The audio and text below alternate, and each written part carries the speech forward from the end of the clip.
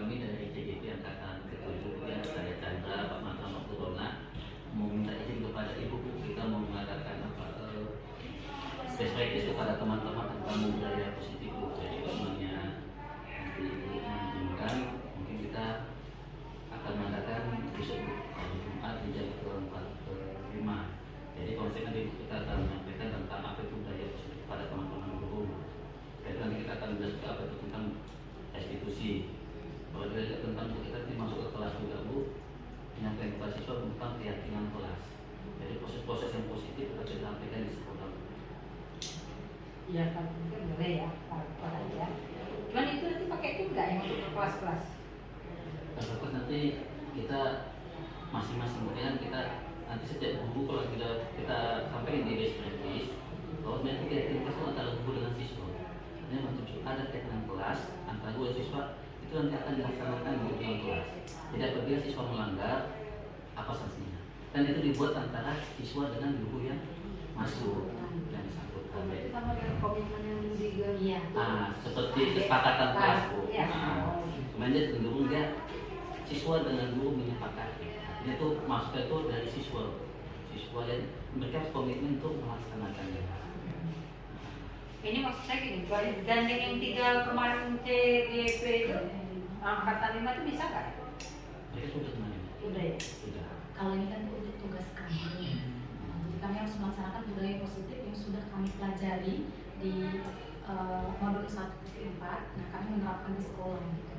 Ya, nanti kan ini kan saya melihat ya, saya pantau, nanti saya pantau juga mereka punya apa, mau saya komplain aja sama kayak yang angkatan 5 dengan angkatan 7. Kira-kira ada apa? Kayaknya kalau kompeten itu hasilnya sama Bu, karena yang dipelajari sama. Sama? Iya. Tapi kan ini ada mungkin inovasi mereka lagi. Inovasi beda caranya. Cara pendekatannya beda kan? Nah kan nggak mungkin Pak Cos ngambil cara pendekatannya Bu Anita. Saya mau tahu mau komen dia gitu. Kok bisa ya kan? Boleh. Artinya kan kita buatkan nanti namanya kan setelah kita laksanakan kan ada evaluasi. Iya. Jadi macam evaluasinya yang mana yang paling cocok di kelas ini karena setiap kan bisa berbeda-beda. Penerapannya Ada refleksinya harus ada kegiatan. Itu besok ya jam 10 ya. Karena juga nanti Jumat juga kan Bu. Itu kalau seandainya nih Pak, anak gurunya kita arahkan ke sana, itu yang apanya kan cuma 8 ya, 11. Perbaikan nggak tuh? Pasti cocokkan bisa aja dalam apa kita gandeng. Berapa lama itu Pak? Maksud saya berapa lama acaranya itu? Minimal 1 jam. 1 jam mungkin 1 jam 60 menit. 1 jam 60 menit? Iya, maksudnya bukan 1 jam 45 menit. Oh, 1 jam 40 ya? Iya, 1 jam 60 menit. Ya udah 10 jam 11 masih ada kegiatan lagi ya, bisa ini ya. Oke, kalau 2 jam Bisa balik gurunya? Bisa. Jadi ini gitu ya. Iya.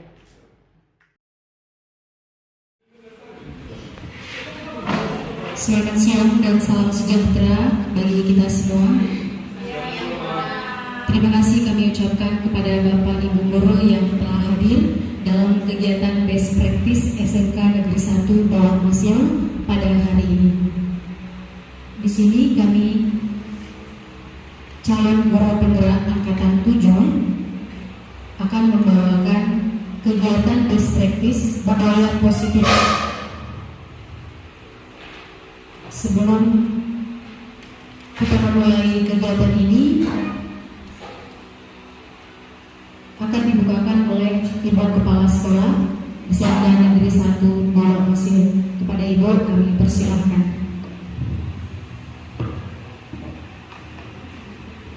Baik, terima kasih kepada Ibu Rona, kepada kawan-kawan guru yang hadir hari ini.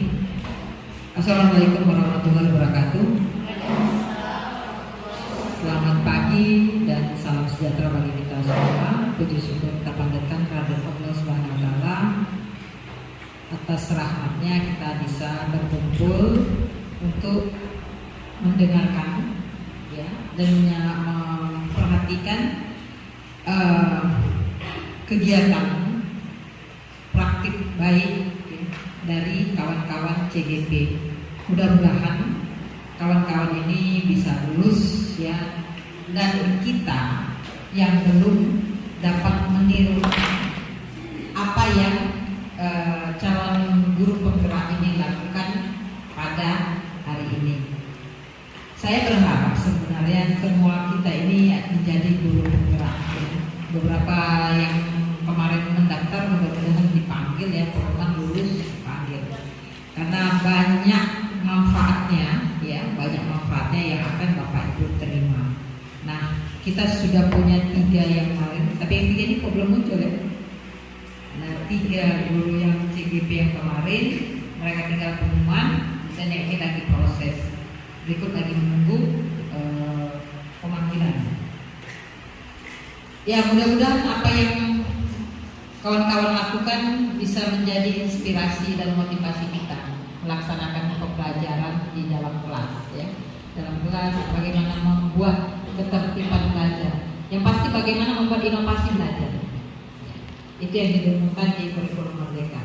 Mudah-mudahan yang hadir hari ini itu dapat menambah ilmu dan dapat menularkannya ya.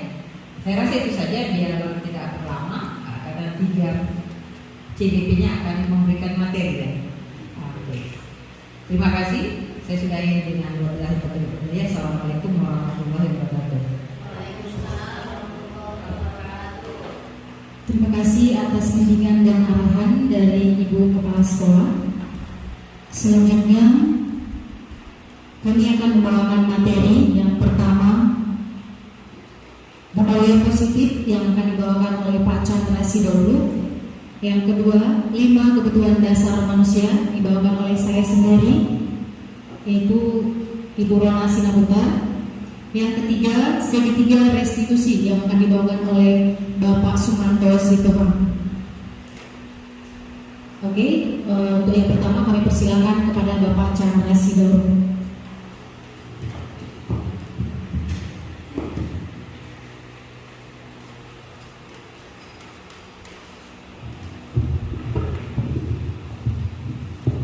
Baik Bapak Ibu, terima kasih buat Ibu pewalannya atas waktu dan kesempatannya.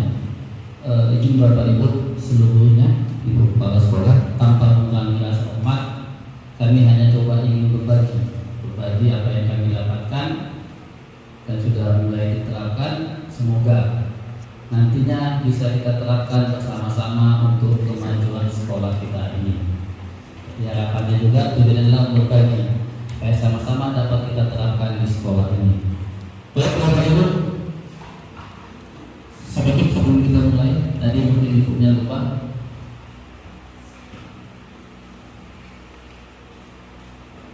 Supaya ada hikmahnya, ada baiknya kita mungkin dimulai dengan doa. Jadi langsung saja saya pimpin doanya. Bapak Ibu seluruhnya, sebelum kita mulai kita pada siang hari ini, marilah kita berdoa menurut agama dan kepercayaan kita masing-masing. Doa dipersilakan.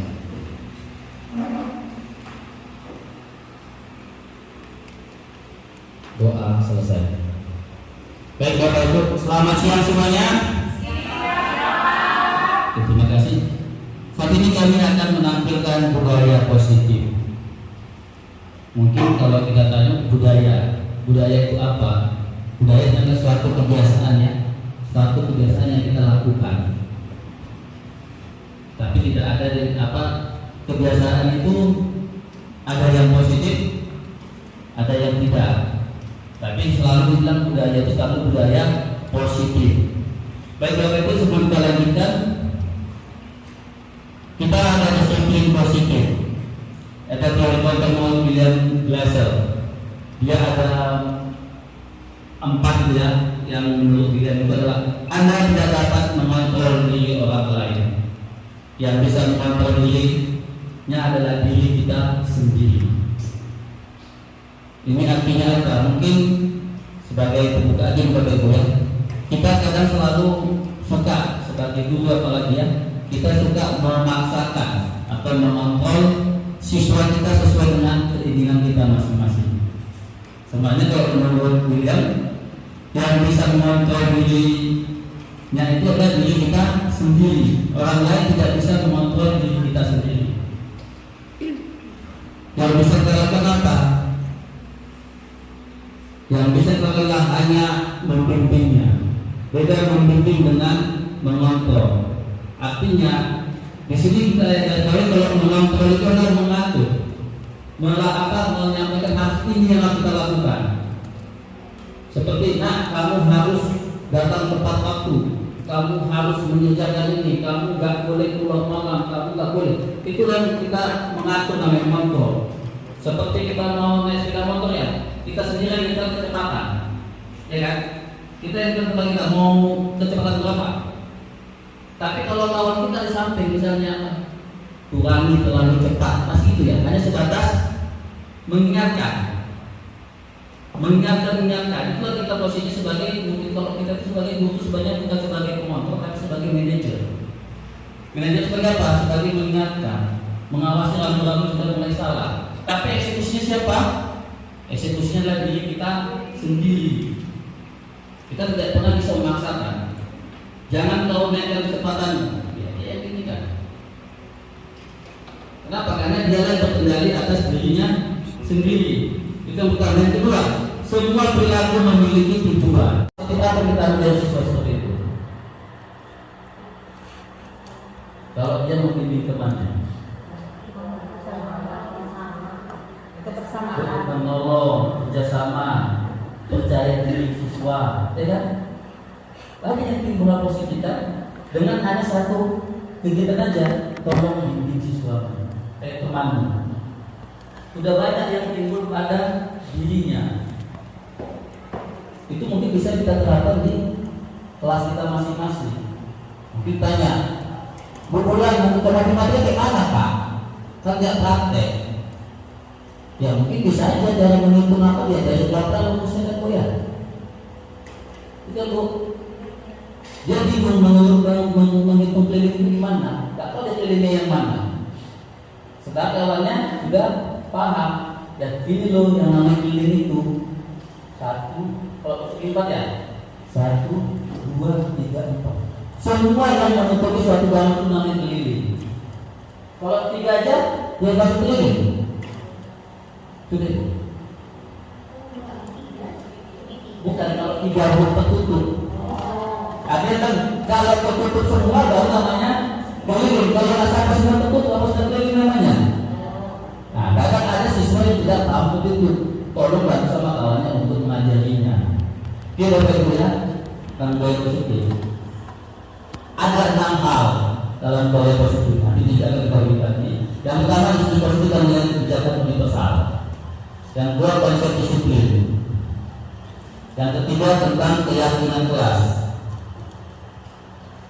Oke, baru pemenuhan memang kebutuhan dasar manusia. 5 posisi itu adalah segitiga organisasi yang akan saya berikan teman saya nanti.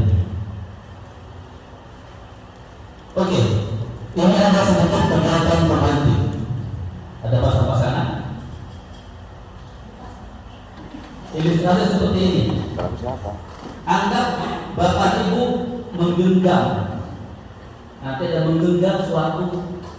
Anggaplah hal yang paling berharga atau impian atau apa yang bapak ibu itu anggap suatu paling penting dalam diri bapak ibu.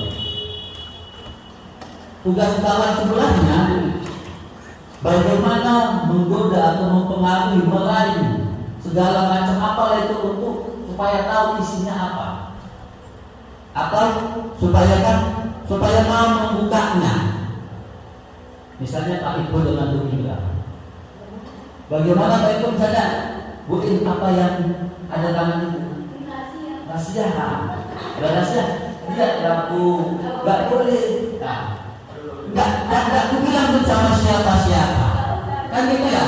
Bagaimana Bapak Ibu melakukan supaya bisa terbuka? Lalu tergantung juga ibundanya. Apapun caranya mau kan membuka. Misalnya, kalau ibu buka ibu, baca ibu jalan-jalan. Atau kalau ibu buka, kasih hadiah.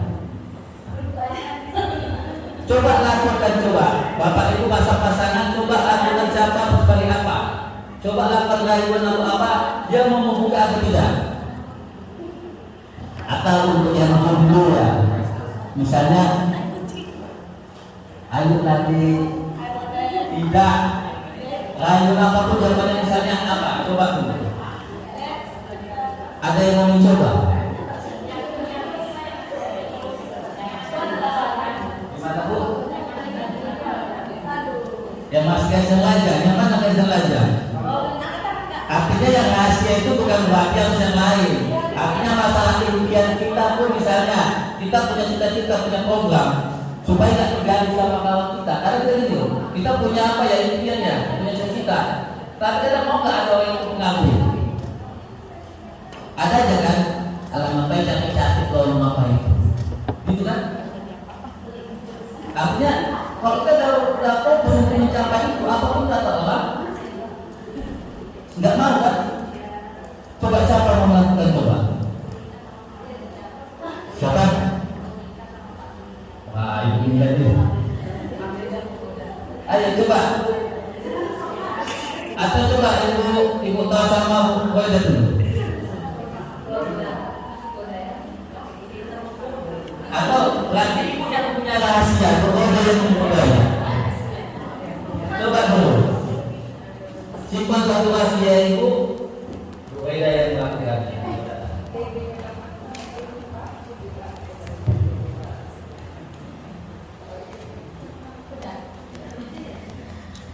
Kalau Bu tahu apa yang dipegang itu Bu?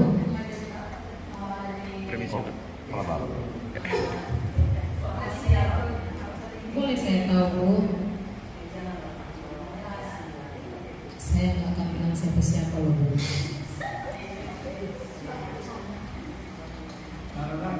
Enggak lah Bu, jangan lah Bu. Saya kepo loh Bu. Kalau ibu buka, saya kasih something buat ibu. Boleh ya Bu ya? Tapi kayaknya nggak bisa ya Bu.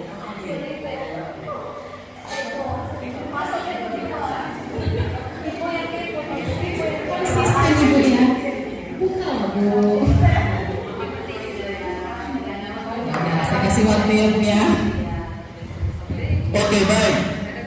Terima kasih buat Bu Maida dan Bu Paulus. Silakan Bu Paulus. Oke, Bapak Ibu kita lihat. Artinya apa? Apa yang terjadi? Apakah Ibu tahu yang membuka? Berarti Bu Maida tidak berhasil. Untuk karena kurang kuat gitu ya, kurang benar.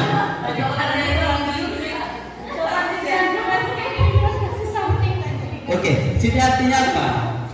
Ke siswa pun tidak bisa memaksakan kehendak kita kan? Yang mengontrol diri Bu Taulismet siapa? Dia. Dia tahu kapan pada saat kapan dia akan membuka. Pada saat dia tidak.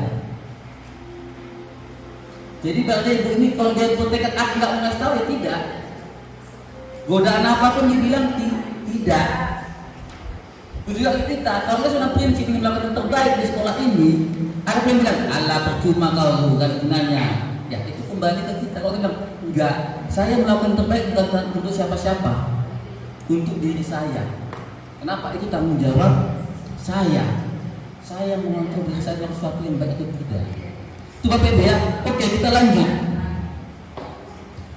Kita kembali ke motivasi perilaku tadi yang sudah saya sampaikan di awal. Yang pertama menghindari ketidaknyamanan itu hukuman. Kalau ini tahu selama ini kita berarti belum mindset kita belum berubah. Kalau kita melakukan itu yang pertama melakukan suatu kegiatan itu hanya untuk menghindari ketidaknyamanan, berarti mindset kita belum berubah. Artinya apa? Kita mau cari aman diri kita sendiri. Artinya apa? Gimana supaya saya aman, saya lakukan. Bekerja biasanya seperti ini, biasanya melakukan sesuatu kalau dilihat-lihat. Yang kedua, ingin mendapat imbalan penghargaan. Melakukan sesuatu itu kalau ada bos sapu, gitu ya. Ada pimpinan sapu supaya dilihat saya rajin. Berbulan terima kasih ya, rajin kali. Contoh. Bagaimana nanti pimpinan kutip sampah. Jadi yang dilakukan hanya semata-mata untuk mendapat pujian. Kalau nggak ada, ya udah loss gitu ya. Istilah apanya? Ya wis, loss gitu ya. Itu istilah apanya ya? Lokalnya ya. Yang kedua untuk menjadi orang yang mereka inginkan dengan kesadaran kita sendiri. Oke, Bapak Ibu. Karena kita juga tidak berlama-lama, karena ada 2 teman lagi yang akan dapat. Ini adalah nilai kebajikan. Ini adalah nilai-nilai yang profil pelajar Pancasila. Mungkin Bapak Ibu sudah paham semua ya. Kita skip saja.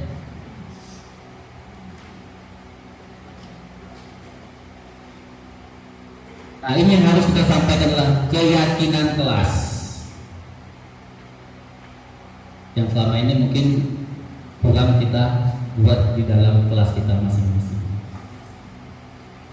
Apa yang sudah Bapak Ibu lakukan dalam kelas?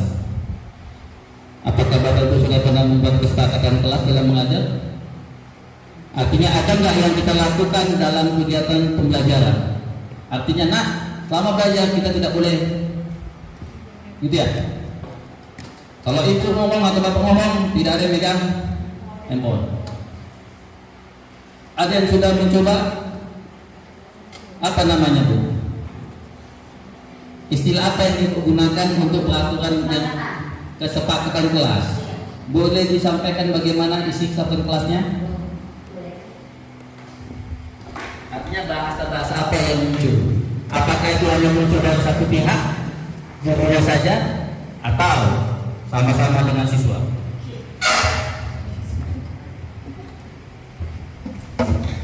Kesepakatan kelas yang pernah saya buat itu berawal karena ada kejadian di hari itu gitu ya.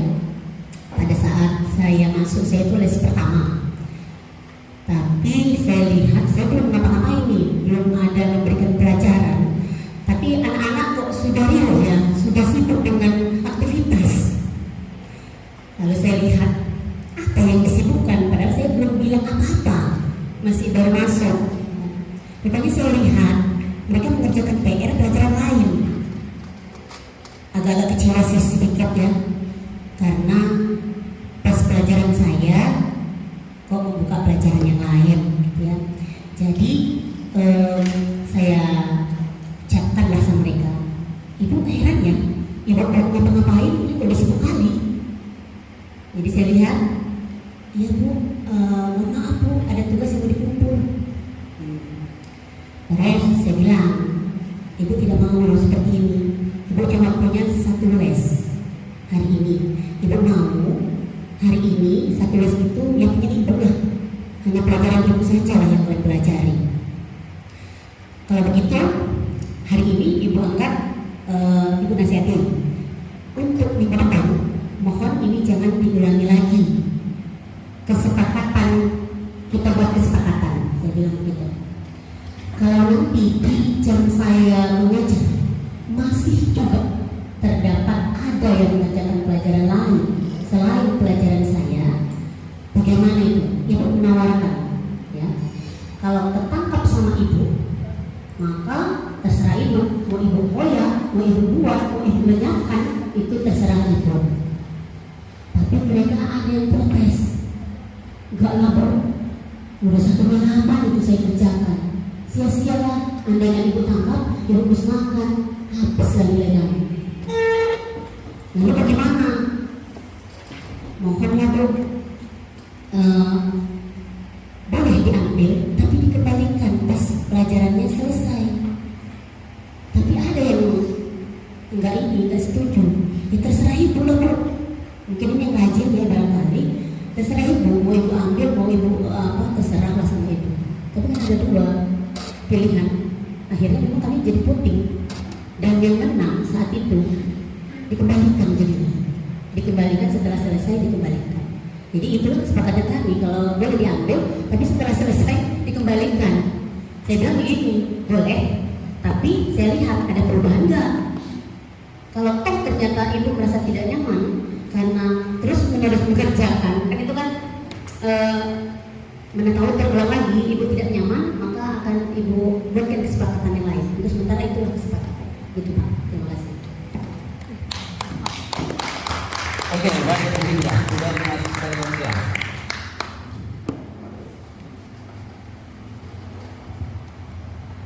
Itu kesepakatan kelas, tapi itu dibuat pada saat apa ya, tertentu berarti ya, momen tertentu. Jadi pada saat keyakinan kelas ini kan tidak dalam situasi tertentu. Kita di awal belajar, di awal ajaran masuk kelas ajaran baru, kita sudah membuat keyakinan kelas bersama siswa. Kalau ya sifatnya kan, gitu ketemu masalah, langsung kita buat kesepakatan. Kalau ini kalau bisa kita buat keyakinan kelas itu adalah di awal kita masuk. Oh ini nak, selama semester kita buat keyakinan kelas. Siapa pelakunya? Guru dan siswa. Siapa yang menyepakatinya, merumuskannya? Guru bersama siswa. Ide siapa? Siswa semua mengeluarkan ide-idenya. Apa yang akan kita lakukan? Jadi tidak boleh satu arah. Tidak boleh hanya guru saja. Nah ini, mau nggak mau harus ini. Nggak ada tawak-tawak. Yang bikin kesepakatan Bapak. Jadi kan mau nggak mau harus ikut. Terima nggak terima harus. Kalau pada kelas tidak, kita harus bersama-sama siswa untuk merumuskan apa keyakinan kelas itu. Yang sifatnya nanti ya semua harus melaksanakannya. Mengapa harus dibuat gitu kan? Mengapa penting? Bagaimana mewujudkannya? Kita kira sesuatu yang dapat diterapkan di lingkungan kelas. Artinya itu kita buat yang benar-benar dapat diterapkan. Kenapa dapat diterapkan? Ya karena yang membuat juga siswanya kan? Siswanya yang membuat sama gurunya. Kalau kita yang membuat kesepakatan, berarti kita merasa sanggup kan? Padahal kita tidak sama pasal tidak setuju dalam keyakinan itu kan? Kita lihat apa yang harus kita perhatikan. Ada makna-makna yang tidak boleh kita tuliskan. Artinya cara pembuatan keyakinan tersebut ada hal yang tidak boleh kita ya, tidak boleh. Kita ubah katanya mengandung kata-kata positif. Kalau kita selalu membuat atau gimana? Dilarang, jangan, itu Bapak Ibu ya. Bagaimana kita ubah kata yang mengandung kata negatif? Itu negatif ya, jangan, tidak boleh gitu ya. Itu kan ada makna negatif ya, larang, jangan. Maka kadang orang tua itu diajarkan mendidik anak, nggak boleh bilang jangan. Ubah katanya supaya tidak langsung kata larang gitu ya. Bagaimana caranya? Ini ada beberapa contoh. Artinya setiap anggota kelas perlu belajar. Jadi tidak dibilang tidak boleh main-main saat belajar. Artinya maknanya dalam ya. Enggak terukur mungkin ya. Setiap anggota kelas perlu belajar. Setiap anggota kelas perlu merasa senang. Perlu melakukan tugas. Kesepakatan kan? Tidak boleh tidak melakukan, tidak boleh tidak mengerjakan PR. Kan itu bahasanya mengandung kata negatif. Kita buat setiap kelas harus setiap kelas mengerjakan tugasnya masing-masing sesuai dengan waktu yang ditentukan. Sebenarnya yang kita lakukan mungkin dia cuma mempoles katanya itu. Setiap anggota itu saling menghargai. Rasanya jangan ganggu kawanmu, itu kan? Jangan ganggu kawanmu kalau lagi belajar. Setiap anggota ini contoh, bisa kita kata yang lain tapi tidak mengandung kata negatif. Ini hanya contoh aja. Ini bisa kita ubah kata-kata boleh mengandung makna positif. Yang merumuskan ini siapa? Tanya siswa masing-masing. Ayo apa, tulis dan rumuskan bersama-sama. Setelah kita buat dengan kita yakini dalam kelas. Siapa nanti yang melanggar ini? Ya. Nanti akan dibahas oleh Pak Sumanto tentang segitiga diskusi. Bagaimana proses apabila siswa tidak melanggar atau melanggar keyakinan kelasnya, nanti dibahas oleh Pak Sumarno. Ini salah satu mungkin contoh praktiknya. Jadi siswa yang mungkin satu orang anak OPP ya. Nanti ditanya, kalau ada bisa kita berdua kertas apa namanya itu ya, stiker ya, bagi, tuliskan apa yang kelas kita kumpulkan, baru kita simpulkan yang mana.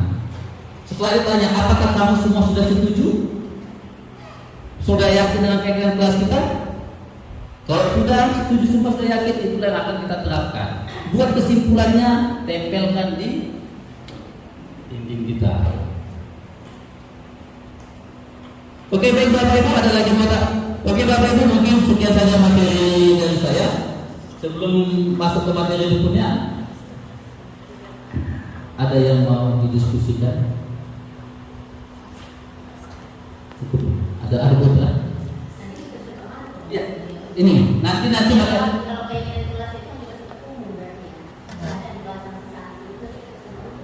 Nah, nanti ke masalah apanya? Itu tentang keyakinan kelasnya. Nanti masalah kalau melanggar itu apa? Makanya ini, karena sifatnya anak, nanti Pak Manto pas itu, dia langsung ke sanksi. Nah, nanti kita apa yang kita lakukan kepada siswa kalau dia tidak, itu masih bukan? Misalnya kalau melanggar diapain? Nah, nanti kita bahas Pak Manto di dalam materi segitiga restitusi. Baik Bapak Ibu, ada lagi? Kalau tidak, terima kasih atas waktunya. Selamat siang dan oleh pemateri. Siap Pak.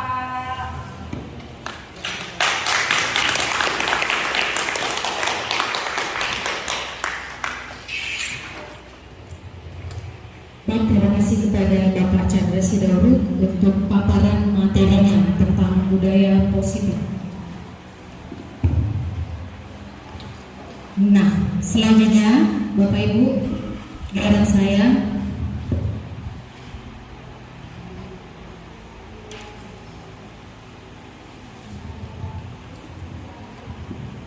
Lima kebutuhan dasar manusia.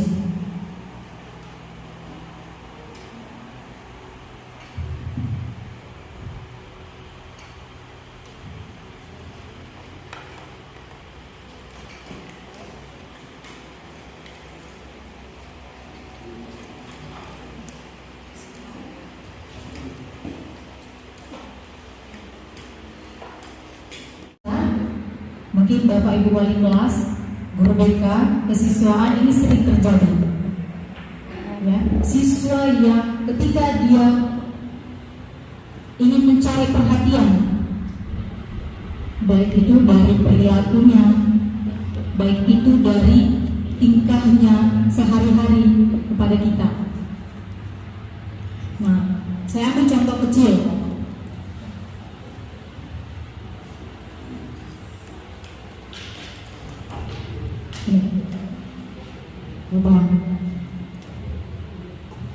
Contohnya di sini adalah Bapak Ibu,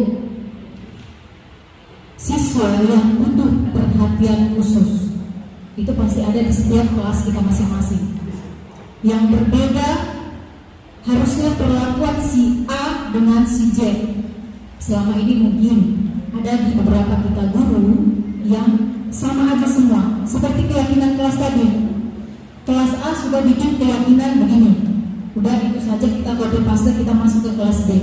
Nah, pertanyaannya, apakah siswa yang di kelas A dengan di kelas B sama? Nah, mereka punya background yang berbeda. Mereka punya latar belakang yang berbeda, lingkungan yang berbeda. Jadi itulah Bapak Ibu yang harus pertama kali kita perhatikan dalam membuat keyakinan kelas untuk peserta didik kita. Ya. Nah, yang kedua, kebebasan.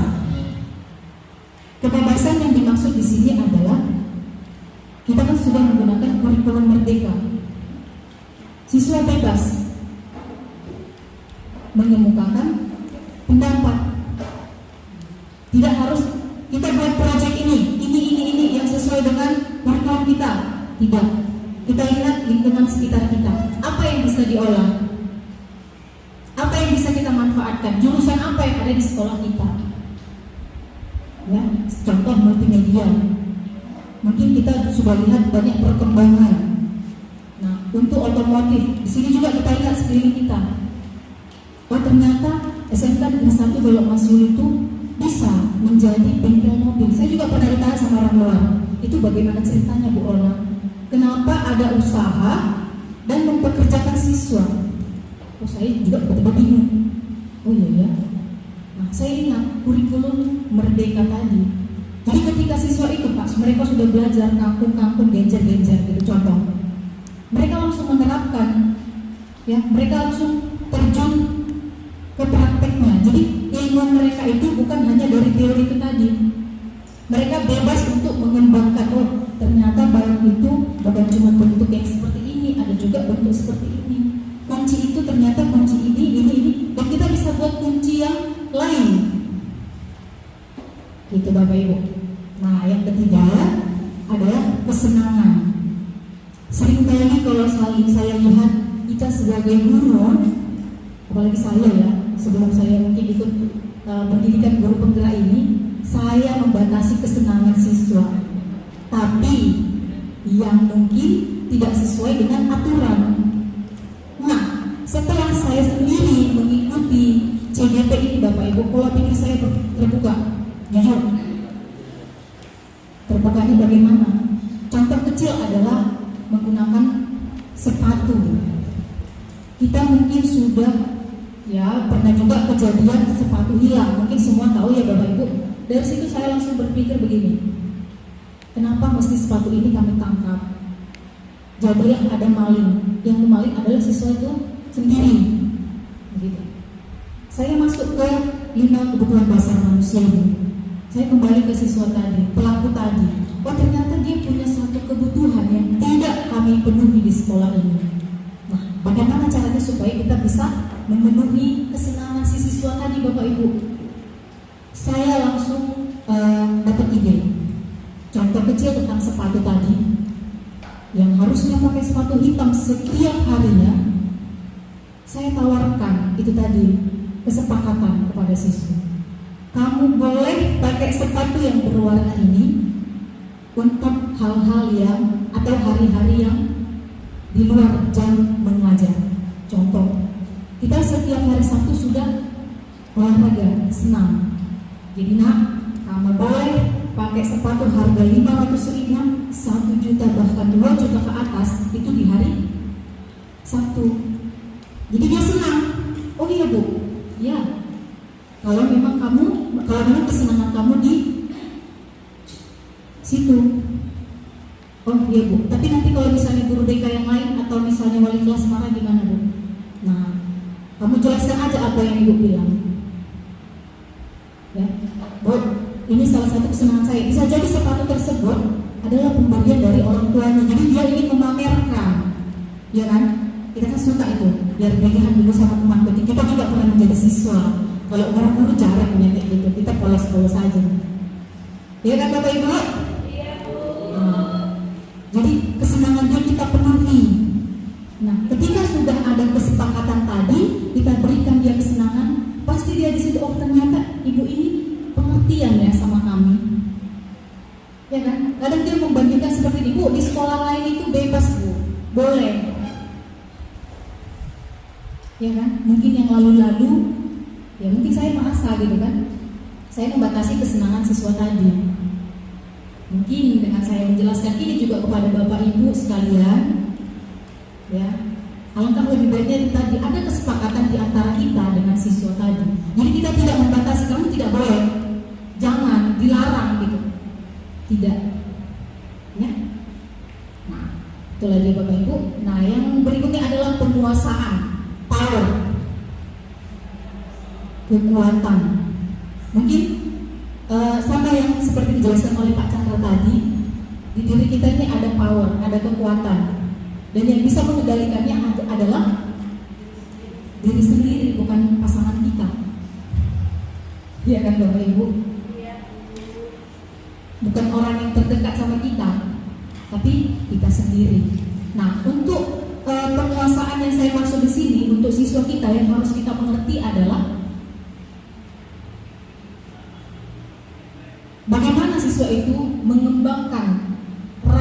percaya dirinya. Dia punya kuasa juga loh di sekolah ini. Ya, ini sering terjadi untuk yang negatifnya. Si siswa tadi membentuk suatu geng, ya kan? Geng. Jadi dia menjadi ketua geng. Kan itu sering terjadi ya Bapak Ibu. Membentuk kelompok. Jadi ketika dia sudah menjadi ketua geng di situ, dia merasa hebat. Oh, aku loh di sini penguasanya. Makanya sering terjadi antara perselisihan siswa antar kelas. Contoh rebutan. Entah apapun yang direbutkan mereka, tapi ini sering terjadi nih antara kelas TKR dengan listrik. Mereka rebutan anak TKJ. Ya kan? Yang wali kelas pernah merasakan ini pasti tertawa. Direbutin anaknya. Oh, aku yang lebih berkuasa di sini karena aku kakak kelas. Jadi aku harus yang menguasai si putri itu. Nah, kita jangan sebut si putri lah. Karena memang itu orangnya. Si cantik aja. Nah, jadi Bapak Ibu, kita bisa menumbuhkan rasa percaya diri siswa kita tadi menjadi hal yang positif. Ya, kamu memang punya kuasa di sekolah ini. Kamu memang kakak kelasnya di sini. Kamu memang seniornya di sini, tapi ingat, dia juga sekolah di sini, dia juga bayar SPP di sini. Nah, itu pasti langsung mengerti. Oh iya ya, ternyata warga sekolah ini bukan cuma aku. Nah, kalau saya sendiri itu langsung pernah bilang sama satu siswa, orang tuanya nak menitipkan dia juga di sekolah ini. Jadi kamu dengan dia memiliki hak yang sama di sini. Begitu. Jadi tidak ada lagi kamu merasa kamu lebih kuat dari dia, kamu merasa ada lebih kaya. Itu sering itu sama siswa kita ya Bapak Ibu. Jadi mungkin kedepannya setelah materi ini kita bisa lebih memenuhi kebutuhan apa yang diminta oleh siswa kita. Nah, yang terakhir adalah bertahan hidup. Bertahan hidup yang dimaksud di sini, contoh untuk memenuhi kebutuhan hidupnya, berarti perlu makan Bapak Ibu. Ya, kita kalau nggak makan bisa hidup? Tidak, kita lebih kuat.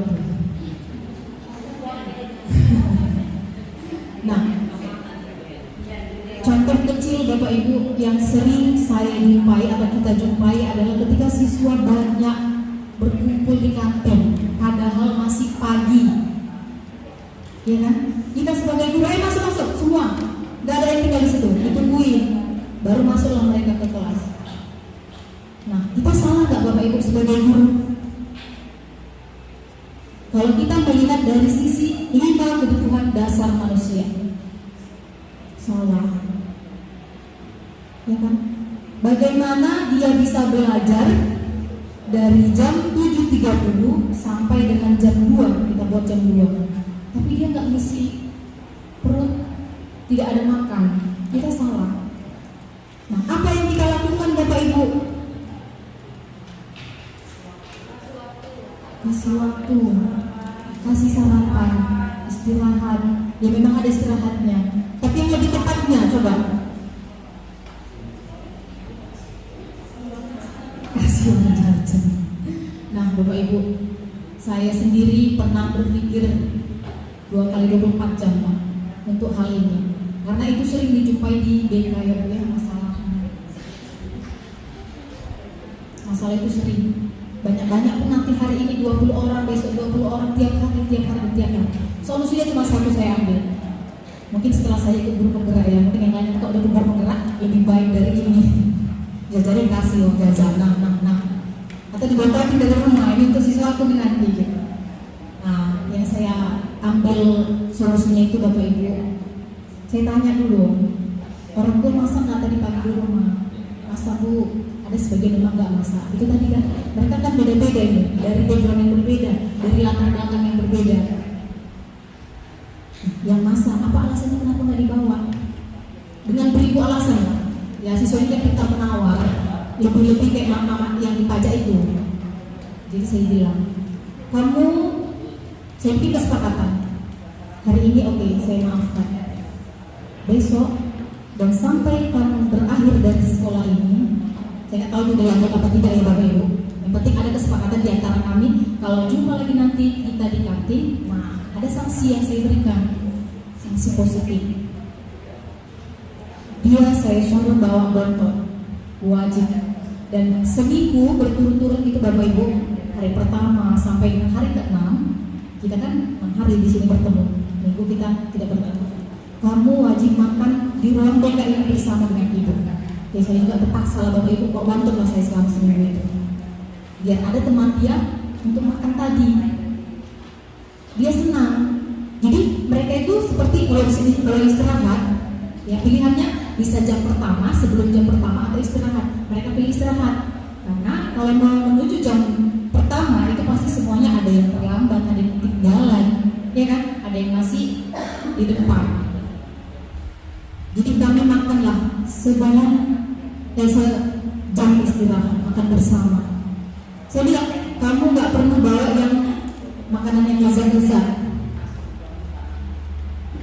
Nah, jangan yang mahal-mahal. Apa saja yang kamu bawa, apa yang dimasak orang tua di rumah kita makan bersama. Jadi itulah Bapak Ibu. Setelah kejadian itu, karena yang saya dapat tadi di kantin adalah siswa perempuan. Nah, mereka menurut, ya kan? Jadi mungkin saya yakin kalau misalnya Bapak Ibu CGP Angkatan 9 ikuti materi ini, budaya positif, kebutuhan dasar manusia dan juga nanti segitiga restitusi, saya yakin itu pasti lebih baik. Karena saya sendiri jujur Bapak Ibu, yang selama ini pemikiran saya, oh ya udah hukum, ya udah kasih sanksinya, panggil orang tuanya. Nah, itu penyelesaian yang cepat, gitu ya. Jadi mudah-mudahan setelah kita mempelajari kebutuhan dasar manusia ini di sekolah kita dapat kita terapkan. Nah, Bapak Ibu di sini ada contoh yang saya sudah buat.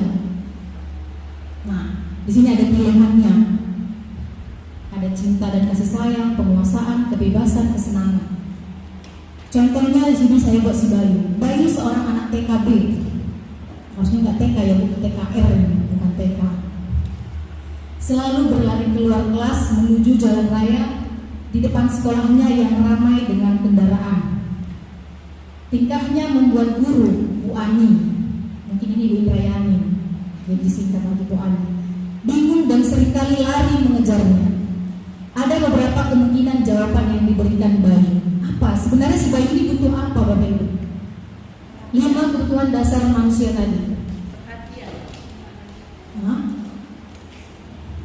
Dia kan ingin dikejar, ya kan? Aku senang main kejar-kejaran dengan ibu guru, seru. Itulah pendapat si Bayu tadi. Nanti dia butuh apa? Dia mau dikejar kan? Butuh kesenangan, cinta dan kasih sayang, betul. Dia kurang perhatian Bapak Ibu, kejar aku Bu. Sama contoh nih, di sekolah kita terjadi ya Bu Dika. Jadi kejar kau ibu, kejar aku Bu. Nanti dikejar makin lari Bapak Ibu, nggak pernah ini waktu saya mengarahkan diri, nggak pernah. Jadi inilah, mungkin di sini dia lari ke jalan ramai. Kalau di sekolah kita sering terjadi lari ke ubi-ubi, ke pojok-pojok, kejar Bu, saya di sini Bu, saya mereka di sini Bu. Nah, itu perhatian juga Bu. Dan survei membuktikan Bapak Ibu, anak yang seperti itu mempunyai background yang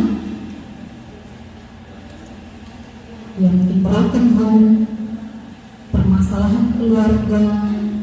Nah, disitulah peran kita Bapak Ibu selama ini yang mungkin salah. Oke, Bapak Ibu, kita masuk ke soal yang kedua. Bayu, seorang TKB, berlari keluar kelas menuju jalan raya di depan sekolahnya yang ramai dengan kendaraan. Nah, ini sama soalnya. Tetapi di sini dia bilang, "Ibu kejar aku karena ibu guru sayang aku." Dia menyuruh nih, dan berani dia nyuruh kita lari. Paling gurunya perempuan, Bu Ani, Bu Indrayani ini maksudnya.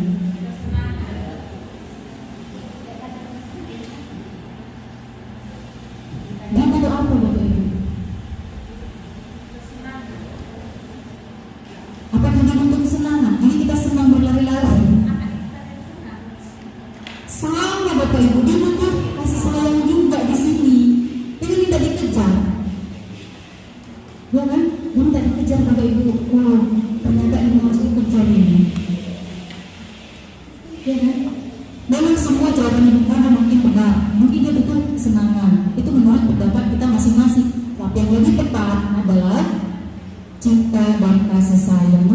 keluarganya atau di sekelilingnya belum mendapatkannya Bapak Ibu. Jadi marilah kita berikan sebagai pendidik. Nah, ini dia Bapak Ibu. Selanjutnya, jika seorang anak kelas 3 SD begitu tiba di rumah sepulang dari sekolah, menangis dan mengadu pada ibunya bahwa dia dibenci Ibu Rani, gurunya. Sering gak Bapak Ibu ini terjadi? Sering. Nah, apa kejadiannya di sekolah? Ibu guru bilang, aku tidak boleh bersenang-senang sewaktu mengerjakan tugas. Katanya, kelas harus tenang, tidak ada suara, kan gak seru jadinya. Nah, dia butuh apa Bapak Ibu? Butuh apa Bapak Ibu? Iya, muridnya kebebasan. Ya, dia ingin mengekspresikan dirinya. Ya, dia butuh kebebasan. Oke, masih sama, mereka ada siswanya. Nah, ibu guru tidak menyapa aku hari ini, soalnya sama ya Bapak Ibu. Ibu guru tidak menyapa aku hari ini, padahal aku pakai jepit rambut yang baru. Nah, dia pakai jepit rambut baru. Ternyata siswa-siswa kita ini pakai apapun dia butuh perhatian dari kita. Ya kan? Dia tidak mau rambut baru. Nah, yang sering kita jumpai itu, jepit rambutmu masih baru, kayak anak SD. Ya kan Bapak Ibu? Nah, jadi kita ubahlah pemikiran kita. Coba di sini siswa, ketika kita bertanya di siswa kita, dia butuh apa Bapak Ibu?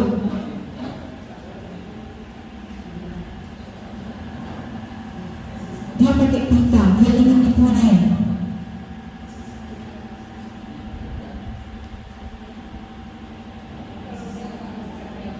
Masih sayang bisa, karena dia butuh perhatian. Dia pakai hal sekecil apapun di tubuhnya, di bagian rambutnya, sepatunya, dia ingin diperhatikan.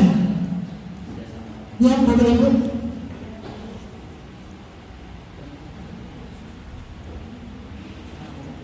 Oke, ini yang terakhir ya Bapak Ibu, contohnya. Tahun ini Dino benar berusia 17 tahun. Ia senang sekali ketika ayahnya mulai mengajarkan cara menyetir mobil. Setiap akhir pekan ia berlatih menyetir. Ia terlihat senang sekali berlatih sampai akhirnya ia bisa menyetir mobil dengan baik dan lancar. Ketika ibunya bertanya pada Dino, apa yang membuat dia ingin menyetir mobil? Jawaban Dino adalah kebutuhan apa? Seperti ini, kebutuhan apa yang dia penuhi? Nah, jawabannya itu, aku merasa bangga dan keren. Jadi ketika ditanya sama ibunya, apa yang membuat kamu senang? Aku merasa bangga dan keren. Jadi dia merasa bangga dan keren kalau dia sudah bisa menyetir. Jadi di sini sehingga kebutuhan apa yang dia sedang rasakan Bapak Ibu? Kesenangan atau penguasaan. Dia menunjukkan powernya, kekuatannya. Aku sudah bisa menyetir. Ya.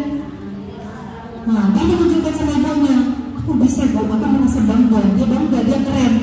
Nah, jadi dia di sini menguasai yang penguasaan dirinya, punya kuasa, power, kekuatan ya Bapak Ibu. Nah, yang terakhir, berlama-lama kita Bapak Ibu. Di sini saya sajikan soal. Pertanyaannya dulu kita lihat ya Bapak Ibu. Nanti kita baca soalnya.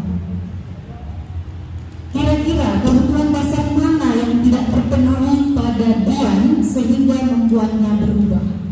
Oke, kita masuk ke soalnya Bapak Ibu. Ini dia soalnya. Dian, siswa kelas 10A SMK Karakter Mulia. Ia anak yang pendiam dan pemalu. Selama jam istirahat, ia lebih banyak membaca buku di perpustakaan atau berdiam diri di kelas. Hari itu adalah hari technical meeting, lomba debat antar SMA yang juga diikuti oleh tim debat SMA Karakter Mulia. Tiba-tiba ada kabar bahwa Kamuel, anak kelas 10B yang sudah didaftarkan mengikuti lomba debat, mewakili sekolah sakit demam berdarah dan dirawat di rumah sakit sehingga tidak bisa menghadiri acara technical meeting lomba debat di hari itu. Kepala sekolah bertanya pada guru-guru, siapa yang sebaiknya menggantikan Kamuel? Guru-guru sepakat merekomendasikan Dian karena kinerjanya yang bagus di pelajaran bahasa Inggris dan pengetahuannya yang luas. Dian akhirnya menghadiri technical meeting hari itu. Setelah itu, ia berlatih debat bersama anggota tim debat yang lain. Sinta dan Indra, di bawah pimpinan Pak Frans, guru pelatih debat, mereka mewakili sekolah dan tim debat SMA Karakter Mulia menjadi juara umum. Sejak saat itu, Dian berubah menjadi anak yang lebih percaya diri, tidak pemalu dan pendiam lagi. Semua murid dan guru mengenalnya sebagai Dian si juara kompetisi debat.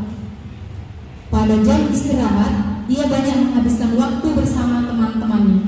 Ia juga semakin rajin berlatih debat dan mengikuti berbagai lomba debat. Ia menjadi ketua klub debat di sekolahnya. Ia giat mempromosikan klub debat agar anggotanya bertambah dan ia bersemangat melatih juniornya di klub debat sekolah.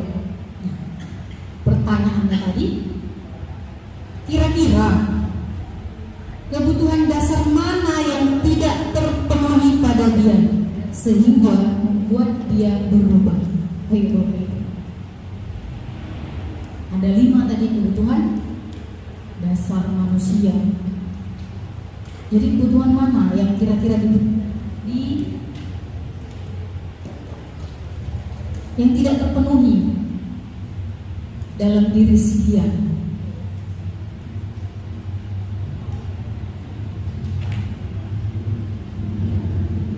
Ayo Bapak Ibu, kebutuhan apa Bapak Ibu? Apakah dia di situ membutuhkan perhatian,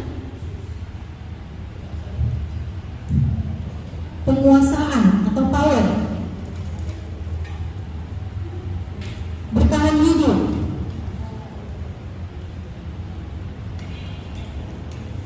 ayo Bapak Ibu, kesenangan? Coba, ini tadi ada 5. Nah, kebebasan dia terpenuhi, ya. Dia kan bebas, terpenuhi. Bertahan hidup, apakah diperlukan? Karena kan di situ untuk lomba debat, ya kan? Untuk lomba debat, tidak, ya kan? Kecuali tadi dia di situ dia lebih mementingkan pekerjaannya, karena dia adalah dari keluarga yang seperti ini, begitu. Jadi apa Bapak Ibu? Ini soal terakhir loh.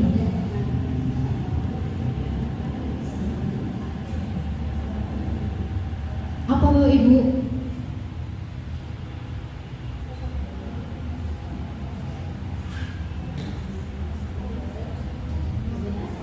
Kebebasan. Alasannya boleh Bu, karena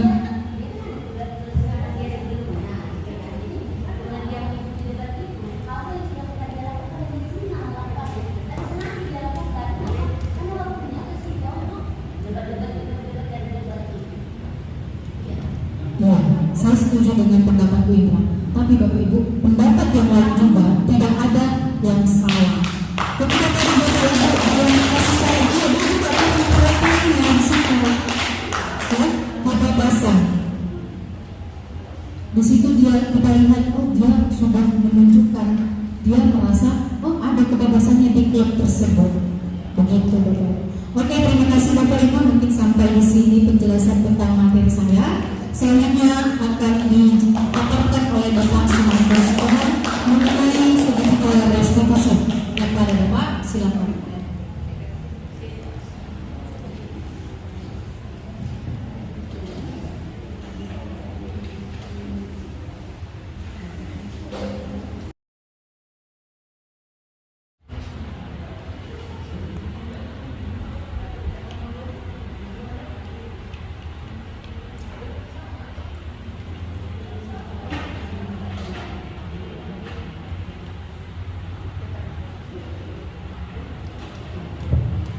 Terima kasih kepada Ibu Rona yang telah memberikan kesempatan kepada saya.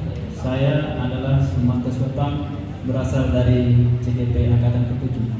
Sebelumnya saya ingin menyampaikan, mungkin CGP ada yang masih belum paham. CGP adalah calon guru penggerak. Bahkan kita yang sudah menjadi guru aja masih ada calonnya. Dan inilah yang sedang kami jalani, menjadi calon guru penggerak. Yang mana di sini adalah penggerak rekan-rekan guru agar menjadi atau mengikuti budaya positif di sekolah. Nah, sebelum saya sampaikan materi saya ingin menyampaikan tujuan dari diskusi ini. Ya, seperti yang ada di layar monitor, guru dapat mendemonstrasikan pemahamannya mengenai konsep-konsep inti dalam implementasi budaya positif dengan membentuk komunitas praktisi dengan guru lain. Nah, di sini kan kita sudah belajar tadi budaya positif dari Pak Chandra, yang mana budaya tadi adalah suatu kebiasaan yang dilakukan secara terus-menerus. Itulah yang dikatakan budaya positif. Budaya namun ditambah embel-embel dengan positif. Berarti kan positif dalam hal ini sesuatu yang dapat memperbaiki kinerja atau sesuatu yang dapat membangun ke arah yang lebih baik lagi, tentunya terhadap siswa-siswi yang kita ajarkan. Nah, selanjutnya di sini ada beberapa kesepakatan yang ingin saya sampaikan untuk kita. Yang pertama, seluruh peserta memiliki kesempatan untuk berpendapat. Nanti diberikan kesempatan untuk mengeluarkan pendapatnya atau unek-uneknya. Yang kedua, berpikiran terbuka dan saling menghormati. Yang ketiga, jika ada satu peserta berbicara, maka peserta lain ikut mendengarkan. Yang keempat, berpendapat setelah dipersilakan. Yang kelima, berpartisipasi penuh. Yang keenam, mengikuti sesi kelas dengan perasaan yang gembira. Nah, dari kesempatan belajar ini, saya melihat sepertinya kita sudah gembira semua ya Bapak Ibu. Sudah. Kalau belum, mau gembira nggak Bapak Ibu? Kita ice breaking sebentar Bapak Ibu, boleh? Ice breakingnya boleh berpasang-pasangan, boleh?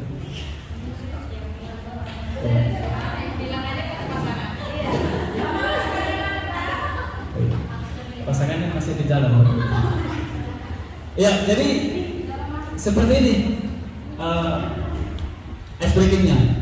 Nanti yang sebelah seperti ini sebelah sini, ini hijau. Oh, hitam aja, hitam. Yang ini hijau, yang ini hitam, yang ini hijau. Bapak Ibu itu boleh? Enggak, karena harus berpasang-pasangan.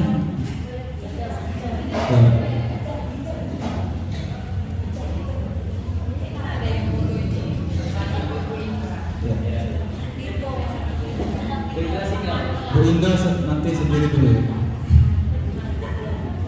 Ya, udah paham tadi ya Bapak Ibu, udah ya? Hitam, hijau. Sekarang tangannya ini yang sebelah kanannya Pak, kanannya menghadap ke temannya Bapak Ibu. Jangan sampai kayak gini. Kalau kayak gini cuma nanti berubah jadi blender gitu. Pak Ibu sama Bu Indah, Pak Ibu sama Bu Indah, Jangan sampai bersentuhan dulu. Ya. Jangan bersentuhan sebelum ada instruksi bersentuhan, jangan bersentuhan dulu ya Bapak Ibu. Jadi permainannya seperti ini. Ketika saya mengatakan nanti hitam, maka yang hitam memukul yang hijau, tangannya. Iya, tangan. Apa namanya? Telapak tangannya dipukul Bu. Jangan kepalanya. Contohnya seperti ini. Saya katakan, misalnya hitam. Nah, itu saya poin 1. Jangan terlalu kuat Bu, nanti masuk ke apa nanti. Aja terus sebisa mungkin yang tadi warna hijau itu menghilang begini. Contoh hitam. Jadi poin kembali yang hijau. Paham ya Bapak Ibu ya? Sudah. Apa Bu? Ini ekspresi saja. Untuk seru-seruan supaya kita tidak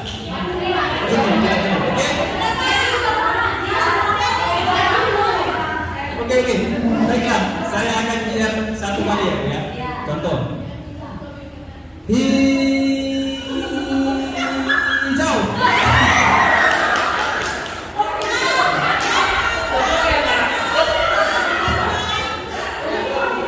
Saya katakan hijau. Berarti hijau yang menepuk. Ya, yang hitam ya kalah atau meninggal ya. Iya.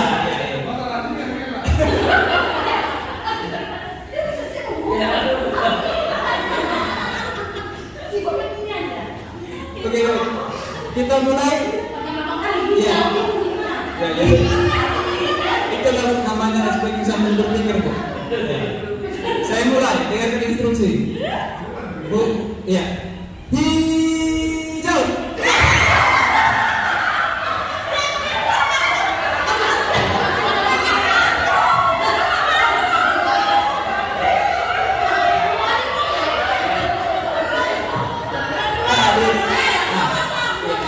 Ya di sini.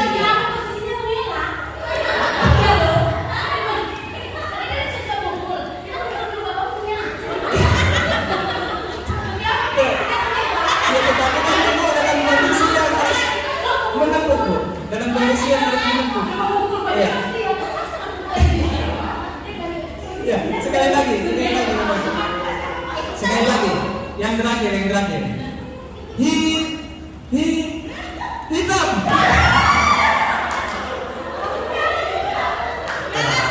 Boleh tepuk tangan untuk kita semua.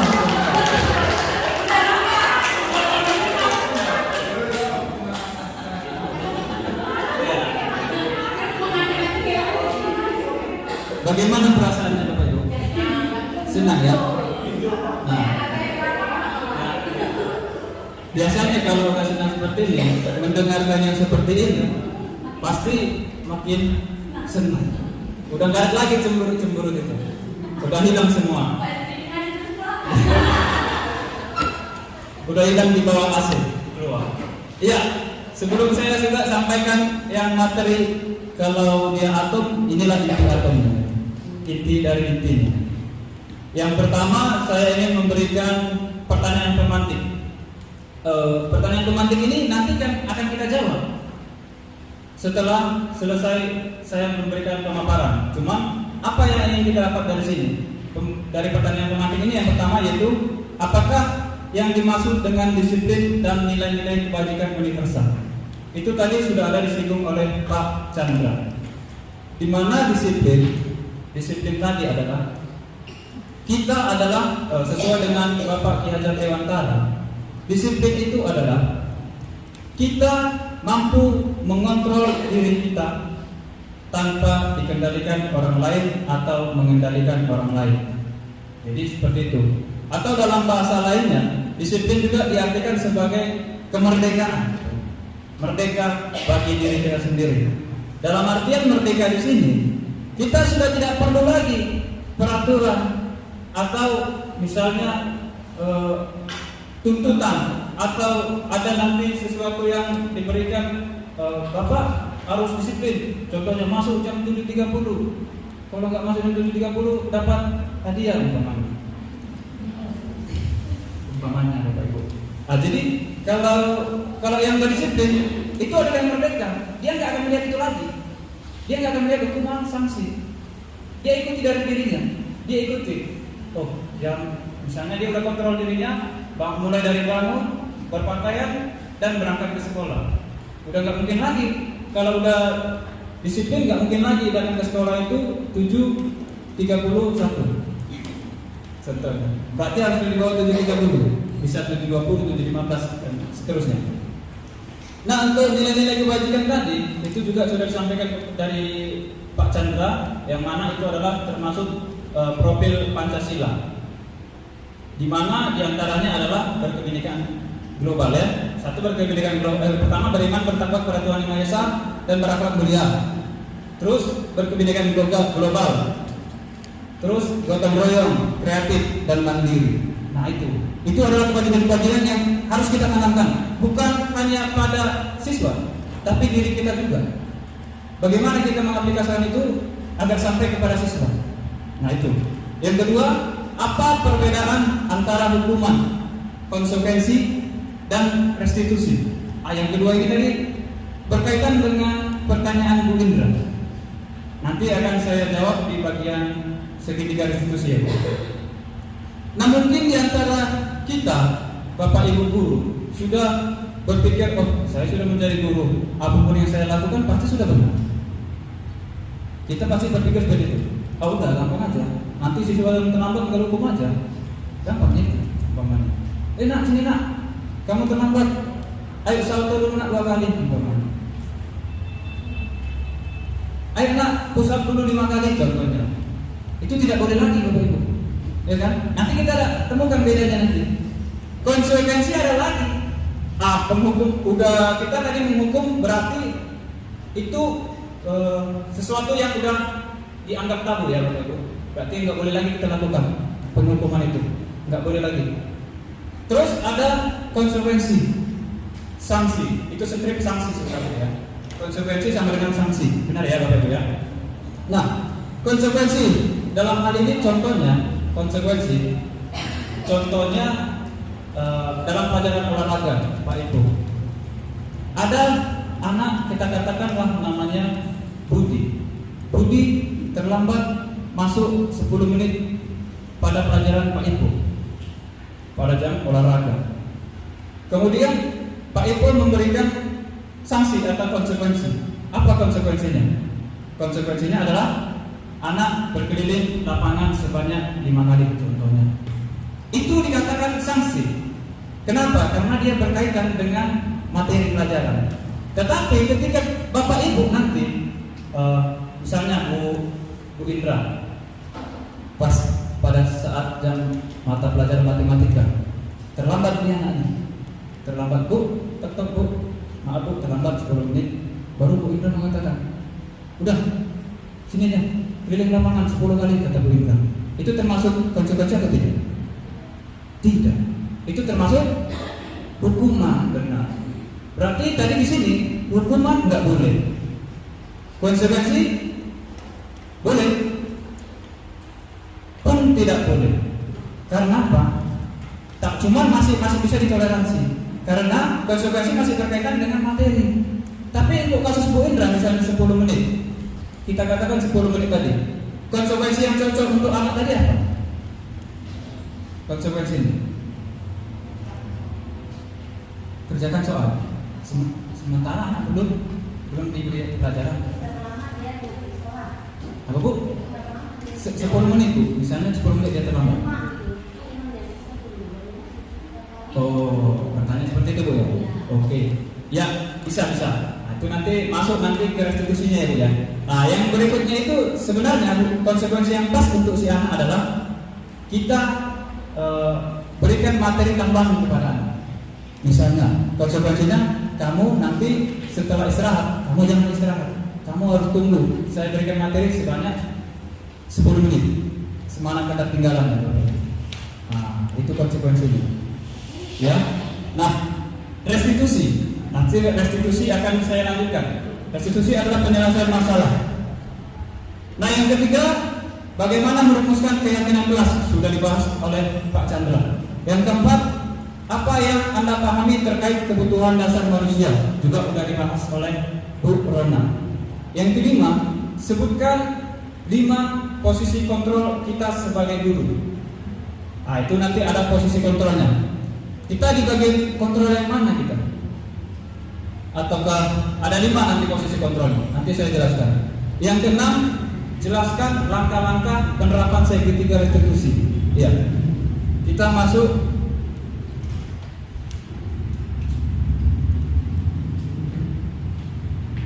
5 posisi kontrol dalam mewujudkan budaya positif. Dimanakah posisi guru dan orang tua? Nah ternyata Diana Goshen dia telah menuliskan di dalam bukunya. Apa dia tulis? Guru perlu meninjau kembali penerapan disiplin di dalam ruang-ruang kelas mereka selama ini. Apakah telah efektif? Apakah berpusat atau memerdekakan dan memerdekakan murid? Nah, si Diana Gosen ini aja udah menemukan ternyata selama ini apa yang dilakukan guru-guru yang ada di dunia, bahkan bukan hanya di SMK, di dunia. Karena Diana Gosen pada tahun 98, saya ingat sekali tuh, tahun 98 pas masa-masa krisis ekonomi itu. Nah, di sini dia sudah menemukan ternyata belum efektif apa yang dilakukan guru-guru itu. Apa yang dia temukan, keefektifan belum ada. Kondisi belum disiplin. Disiplin yang dimaksud sini tadi yang merdeka tadi belum ada kita terapkan kepada siswa kita, belum sampai. Nah, setelah itu William Glasser dan Gosen menyimpulkan ada 5 kontrol yang harus diterapkan. Nah, mungkin sebelum Bapak Ibu mengenal ini posisi kontrol, 5 posisi kontrol yang kita miliki, ya. Mungkin Bapak Ibu cenderung ke arah yang pertama penghukum, terus pembuat rasa bersalah, terus teman, terus pemantau, dan yang kelima adalah manajer. Manajer ini bukan manajer yang di perusahaan ya, manajer itu yang kita mengatur, cuman bukan dalam arti mengatur, sambil mengawasi seperti itu. Nah, di bagian penghukum ini erat kayaknya dengan kita. Kalau menghukum biasanya berkaitan dengan fisik, ya kan? Fisik mau, contohnya, nak sini nak, kenapa Pak? Coba kerjakan dulu apa yang dia bantu di sini. Saya katakan 2x tambah 5x tambah 10x kurang 1 berapa nak? Anak menjawab tidak tahu Pak. Tidak tahu Pak. Enggak tahu kamu bilang. Saya datang lagi. Enggak tahu. Terus saya tampar anak itu. Itu namanya hukuman. Salah juga. Langsung kita tampar. Terus ada lagi verbal. Dari verbal ya. Verbal ini biasanya kata-kata yang menyakitin hati. Contohnya, anak maju kita sebut ke depan. Nak, berapa itu nak? 2 kali 3. Enggak tahu Pak, contohnya. Enggak tahu. Ngapain aja nak kau dari tadi? Kok main-main pulang.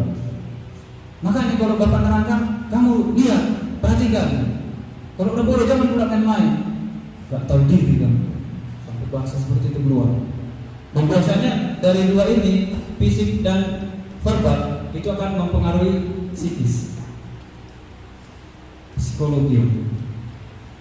Mungkin aja nanti dia jadi dendam, mungkin aja nanti dia jadi takut mengeluarkan pendapat, mungkin aja nanti mentalnya rusak, tidak seperti anak-anak lain, terlalu mengurung diri pun bisa jadi seperti itu. Nah, ini tadi dia fisik dan verbal, ya. Dan biasanya kata-katanya seperti ini tadi. Dia nadanya keras. Contohnya ini, patuhi aturan saya atau awas. Patuhi aturan saya atau awas. Kan jelas ya, dari verbal. Kedua, kamu selalu saja salah. Selalu aja salah. Salah-salahkan lainnya. Jadi semakin minder dia, gak percaya diri. Seterusnya pasti selalu yang terakhir selesai. Pasti selalu yang terakhir selesai. Itu aja yang selalu terakhir. Enggak ada perubahan. Ya Bapak Ibu ya. Pernah gitu Bapak Ibu? Pernah ya. Atau mungkin kamu selalu saja salah. Ditanya salah aja, enggak pernah benar. Terus anaknya jawab selalu saja saya salah di mata Bapak. Nah, yang kedua, pembuat merasa bersalah. Oh, ini pun fatal juga sebenarnya ini. Fatal. Kenapa? Karena pada posisi ini biasanya guru akan bersuara lebih lembut, nadanya pelan, cuman menusuk ke hati, menyakitin, menyayat-nyayat hati. Contohnya kata-kata seperti ini. Bapak sangat kecewa sekali sama kamu. Kira-kira kalau ada orang yang mengatakan sama kita seperti itu, padahal kita salahnya bukan salah fatal sekali lah kadang-kadang. Bapak sangat kecewa sekali sama kamu. Langsung sampai ke dalam pikiran kita kan, kita terbayang-bayang gitu ya. Mungkin sampai seminggu nih terbayang. Nah, yang kedua, gimana coba kalau orang tua kamu tahu kamu berbuat salah seperti ini? Sampai lagi ke orang tua, udah tadi orang tuanya susah di rumah, dibilang pula sama gurunya. Gimana lah kalau orang tua tahu kalau kamu seperti ini? Senang atau enggak orang tua? Padahal dia tahu orang tuanya susah, terbayang lagi orang tuanya sambil menangis-nangis ya. Jadi dia di situ dampaknya itu dia nggak akan mau lagi untuk membuka diri, sempit pikirannya gitu. Dan begitu seterusnya. Teman ini lebih, sebenarnya teman ini cenderung enak untuk dipraktikkan ya Bapak ya. Betul ya Bapak? Atau tidak? Teman saya rasa lebih enak dipraktikkan kepada siswa, karena seolah-olah kita adalah soibnya ya Bapak. Kita mengerti deritanya dan dia tidak mengerti derita kita. Nah seperti itu teman. Contohnya kita hanya mendengarkan apa yang dia katakan.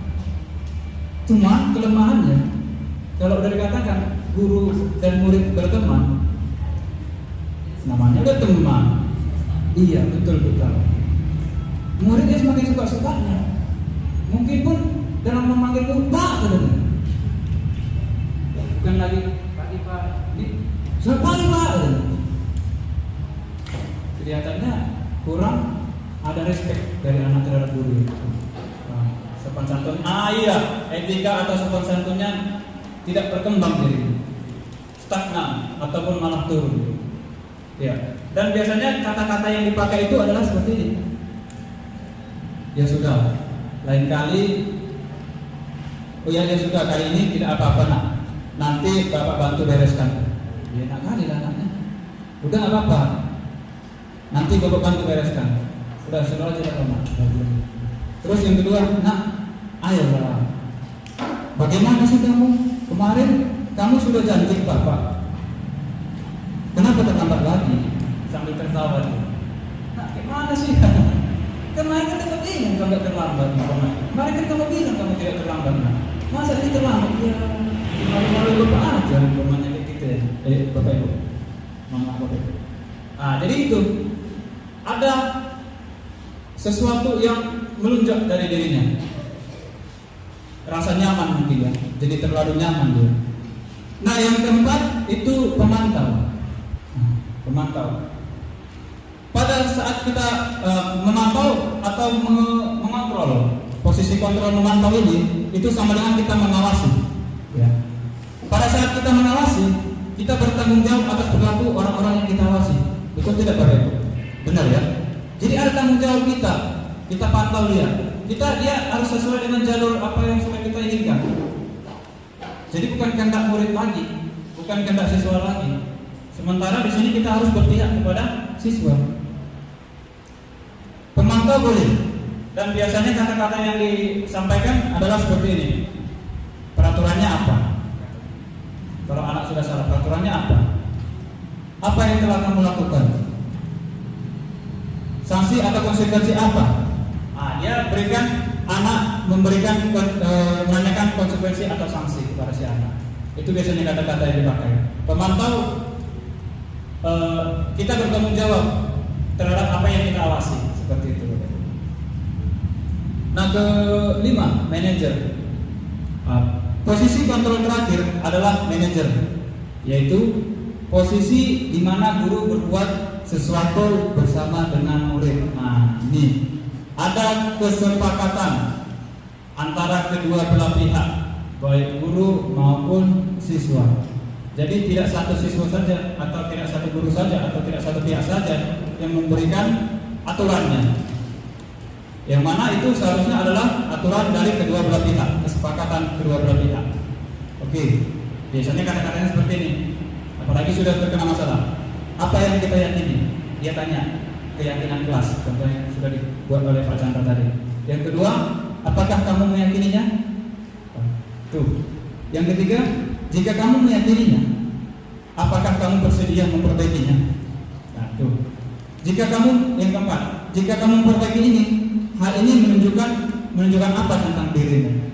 Nah, dari kelima posisi kontrol ini, Bapak Ibu, di antara kita, manakah yang sering kita pakai? Mungkin ada yang sebagai penghukum, mungkin ada yang sebagai teman, mungkin ada juga yang memberikan pembuat rasa bersalah terhadap sesuatu. Yang mana kita? Ya kan? Kita bilang capek-capek kamu di sini, bayar uang sekolah, gimana lah kalau orang tua tahu kamu ternyata main ke sekolah, nak kita bilang. Itulah pembuat rasa bersalah. Sedih kita dengarnya, sedih. Mungkin sampai 1 minggu sedih. Nah, di antara kelima yang posisi kontrol ini, kira-kira menurut Bapak Ibu yang mana yang paling baik? Setelah bisa dijelaskan tadi, menurut Bapak Ibu ada 5 tadi ya, 5. Nah, ini penghukum, pembuat rasa bersalah, teman, pemantau, dan manajer. Bu Indra.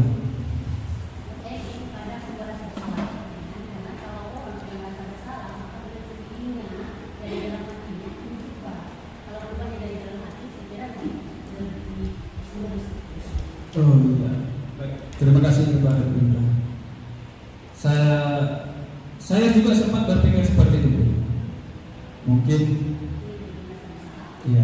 kita berpikir setelah kita buat dia rasa bersalah, pasti nanti timbul dalam dirinya untuk tidak mengulangi lagi. Betul ya, Bu ya? Iya, benar, Bu. Itu saya setuju dengan Ibu. Cuma pada kasus ini hal itu masih kurang tepat, Bu. Kenapa, Bu? Karena anak yang kita berikan rasa bersalah tadi, nanti ke depannya dia akan selalu merasa rendah diri, tidak membuka hatinya, selalu merasa bahwa dirinya, aku salah-salah aja.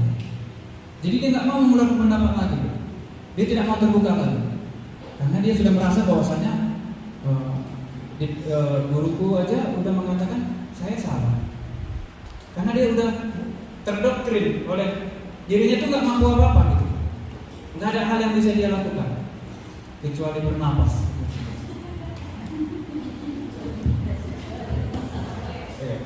Baiklah. Nah, dalam kasus ini,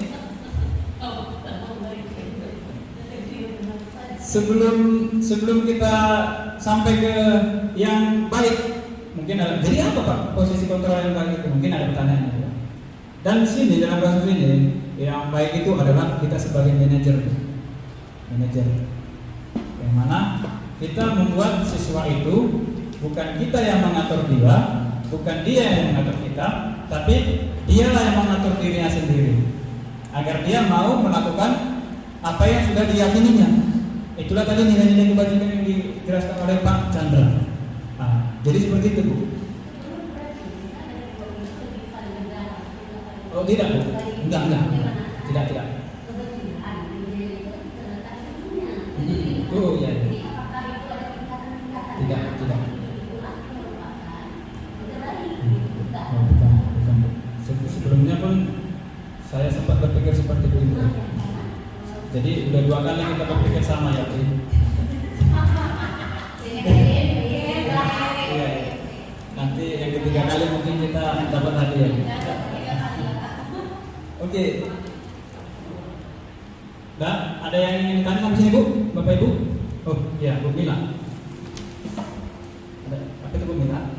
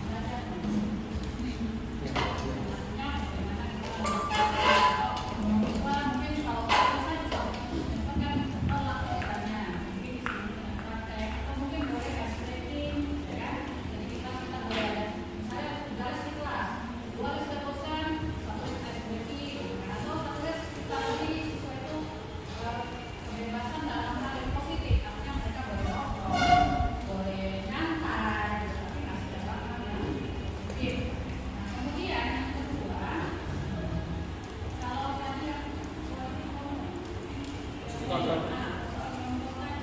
Kalau saya melihat ya, itu penentuan posisi pengontrol itu tadi sebenarnya ketika saya Gerindra ada tingkatannya menurut saya. Maksudnya begini, ada sekolah yang kita sebagai manajer dia sekolah itu sudah mampu. Ada sekolah lain yang dia harus dari hukum, kemudian lewat ke poin kedua masalah dan akhirnya menjadi manajer. Maka saya menyimpulkan perlakuan merdeka belajar ini tidak sama dengan sekolah. Kita harus melihat sistemnya bagaimana. Contoh, ini saya dulu waktu saya di SMA 1 Sibolga, bulan. Kalau saya masuk di kelas itu, padahal kami tidak punya kesepakatan di awal. Tapi entah kenapa, kalau saya masuk di kelas itu, saya rasa kalau saya menerangkan ataupun saya diam, tidak ada satupun siswa yang berbicara, jauh-jauh kebenaran. Padahal kami tidak pernah satu kesepakatan kelas. Oh, kalau memang itu, kami harus diam, nggak boleh ngomong. Ya. Kemudian dari pakaian, memang rapi di dalam ini. Itu kan memudahkan kita sebenarnya menjadi seorang manajer. Beda ada dengan sekolah yang lain. Itu menurut saya. Iya. Dia ada sekolah yang bisa langsung kita sebagai manajer atau ada fase-fasenya. Ya, terima kasih Bu Mila. Itu sesuatu saran yang baik ya Bu ya. Cuman dalam hal tadi yang pertama, kemerdekaan, merdeka belajar tadi Bu ya, saya setuju dengan itu. Dimana kita membuat bukan dalam hal ini siswa senang mau ngapain, bukan Bu ya, tetapi senang dalam hal belajar. Jadi sebenarnya dalam merdeka belajar ini Bu, guru berhak membebaskan siswa mau melakukan apapun yang dia inginkan dalam koridor belajar, dan bukan dalam koridor untuk bermain. Maksudnya bermain dalam kesenangan pribadi. Hal itu boleh dilakukan ketika itu sejalan dengan pembelajaran. Jadi dalam bermain juga bisa belajar. Nah, seperti itu Bapak Ibu. Nah, kalau dalam kasus lain misalnya, jadi boleh lah Pak kalau anak-anak itu saya biarkan tidur atau sambil belajar duduk di meja umpamanya. Itu sudah menurut saya itu adalah kemerdekaan yang kebablasan. Hal itu sudah tidak ada lagi. Walaupun dikatakan kita merdeka, bebas, bukan berarti bebas sebebas-bebasnya. Bebas di sini dalam hal belajar. Ya nggak mungkin lah kita sebagai guru ada siswanya kita lihat di belakang umpamanya duduk di meja. Pak, saya kan bisa belajar kalau saya duduk di meja. Kalau nggak duduk di meja Pak, kayaknya pikiran saya buntu. Nah, itu salah menurut saya. Nggak seperti itu yang merdeka belajar itu. Tetapi kalau memang dia butuh kebebasan seperti itu, dia boleh kita taruh luar ruangan. Nggak mesti dalam ruangan. Mana tahu dia bosan dalam ruangan, kita bawa dia ke luar ruangan. Bila perlu kita bawa juga dia ke, atau yang kalau berkaitan dengan industri memang kita bawa dia ke industri, langsung praktek di sana pun boleh. Tapi jangan pulang kita bawa ke pantai. Itu sama juga. Nah, itu namanya termasuk pariwisata jadinya, belajar alam jadinya, atau seperti itu lah Bu. Nah yang kedua tadi Bu, Ibu mengatakan SMA Sibolga itu. Pas ketika Ibu mengatakan seperti itu tadi, saya di benak saya gimana ya kalau SMK seperti itu gitu juga Bu. Mungkin pasti sangat amat nyaman kita belajar mengajar di sini. Mungkin dalam kasus ini kan kita belum kita katakan kita baik. Kita kan ingin menuju ke baik. Kan belum semua kita baik. Nah, jadi saya berkaca tadi. Berarti sekolah yang di Sibolga itu tadi sudah menerapkan budaya positif sejak lama. Nah, dan itulah yang ingin kita pakai di sini. Budaya positifnya.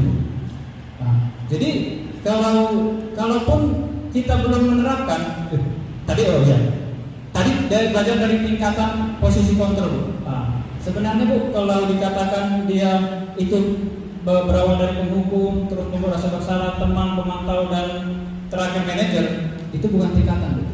Karena di dalam kurikulum Merdeka Belajar, kita tidak ada lagi yang namanya penghukum. Hukuman itu nggak ada lagi. Hukuman, sanksi nggak ada lagi, konsekuensi. Yang ada adalah nanti restitusi. Itulah nanti penyelesaian masalahnya. Kenapa? Penghukum dan sanksi itu sama-sama berdampak ke mental. Penghukum kan berdampak ke mental. Ke sanksi atau konsekuensi itu bukan pemecahan masalah jangka panjang, jangka pendek. Hanya selesai pada saat itu saja. Tetapi ketika sudah kita restitusi, mudah-mudahan si anak pun nanti akan berpikir, oh ini rupanya yang sudah kami buat, tidak boleh dilanggar. Seperti itu. Ya. Seterusnya ini ada kasus sedikit. Pertanyaan untuk restitusi, masuk ke restitusi. Jika murid melakukan pelanggaran, apakah langkah kita? Siapa yang mengingatkan? Apakah mereka kita beri hukuman atau memaafkannya?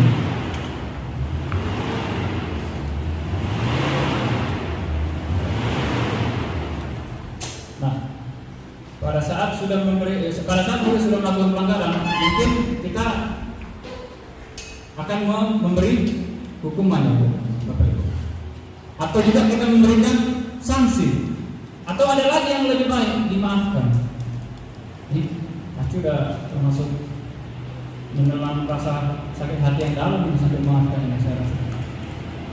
Kalau hukuman kurang juga, sanksi, kalau mau memberi sanksi sesuaikan dengan apa yang sudah dia dapat. Seperti tadi yang guru bahasa Indonesia dengan guru matematika. Tetapi itu tidak membawa murid ke dalam pemecahan yang jangka panjang. Nah, dalam kasus ini kita gunakanlah segitiga restitusi.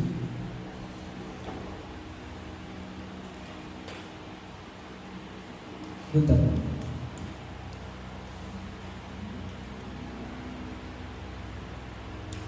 Nah, ini segitiga restitusi. Nanti melalui segitiga restitusi kita dapat membantu murid menjadi lebih memiliki tujuan, disiplin positif, serta memulihkan dirinya setelah berbuat salah. Nah, di sini ada kan, memulihkan dirinya setelah berbuat salah. Nah, penekanannya bukanlah pada bagaimana berperilaku untuk menyenangkan orang lain atau menghindari ketidaknyamanan. Namun tujuannya adalah menjadi orang yang menghargai nilai-nilai kebajikan yang mereka percayai. Nah, restitusi membantu murid untuk jujur pada diri sendiri dan mengevaluasi dampak dari kesalahan yang ada. Nah, disitulah tadi fungsi restitusi tadi. Dia nanti akan mengenali dirinya jadinya, tanpa harus kita hukum, tanpa harus kita beri sanksi. Nah, nanti dia akan memberikan solusi tersendiri bagi dirinya. Nah, terdapat 3 langkah dalam segitiga restitusi. Yang pertama adalah menstabilkan identitas. Yang kedua adalah validasi tindakan yang salah. Dan yang ketiga menanyakan keyakinan. Nah, ini tadi. Di yang pertama menstabilkan identitas. Kita stabilkan identitas dulu, Bu. Kita jangan just langsung. Contoh nih. Contoh ada anak yang bermain mengganggu temannya di kelas. Kita sedang mengajar. Nah, kita nggak boleh langsung berikan hukuman di situ, enggak. Dan sebisa mungkin kita panggil dia ke kantor guru ya, atau di mana kita ingin menjumpainya. Kita ajak dia. Kita stabilkan dulu kondisinya. Jangan langsung bilang, kok kau pukul tadi sana, kok kau lempar-lemparan tadi ke dia. Jangan langsung bilang gitu. Enggak tahu, kita lagi belajar. Itu salah. Nah, itu ada tekniknya. Nah, inilah dia tadi, segitiga restitusi. Dia berbentuk segitiga. Mohon maaf ini agak kurang nampak ya.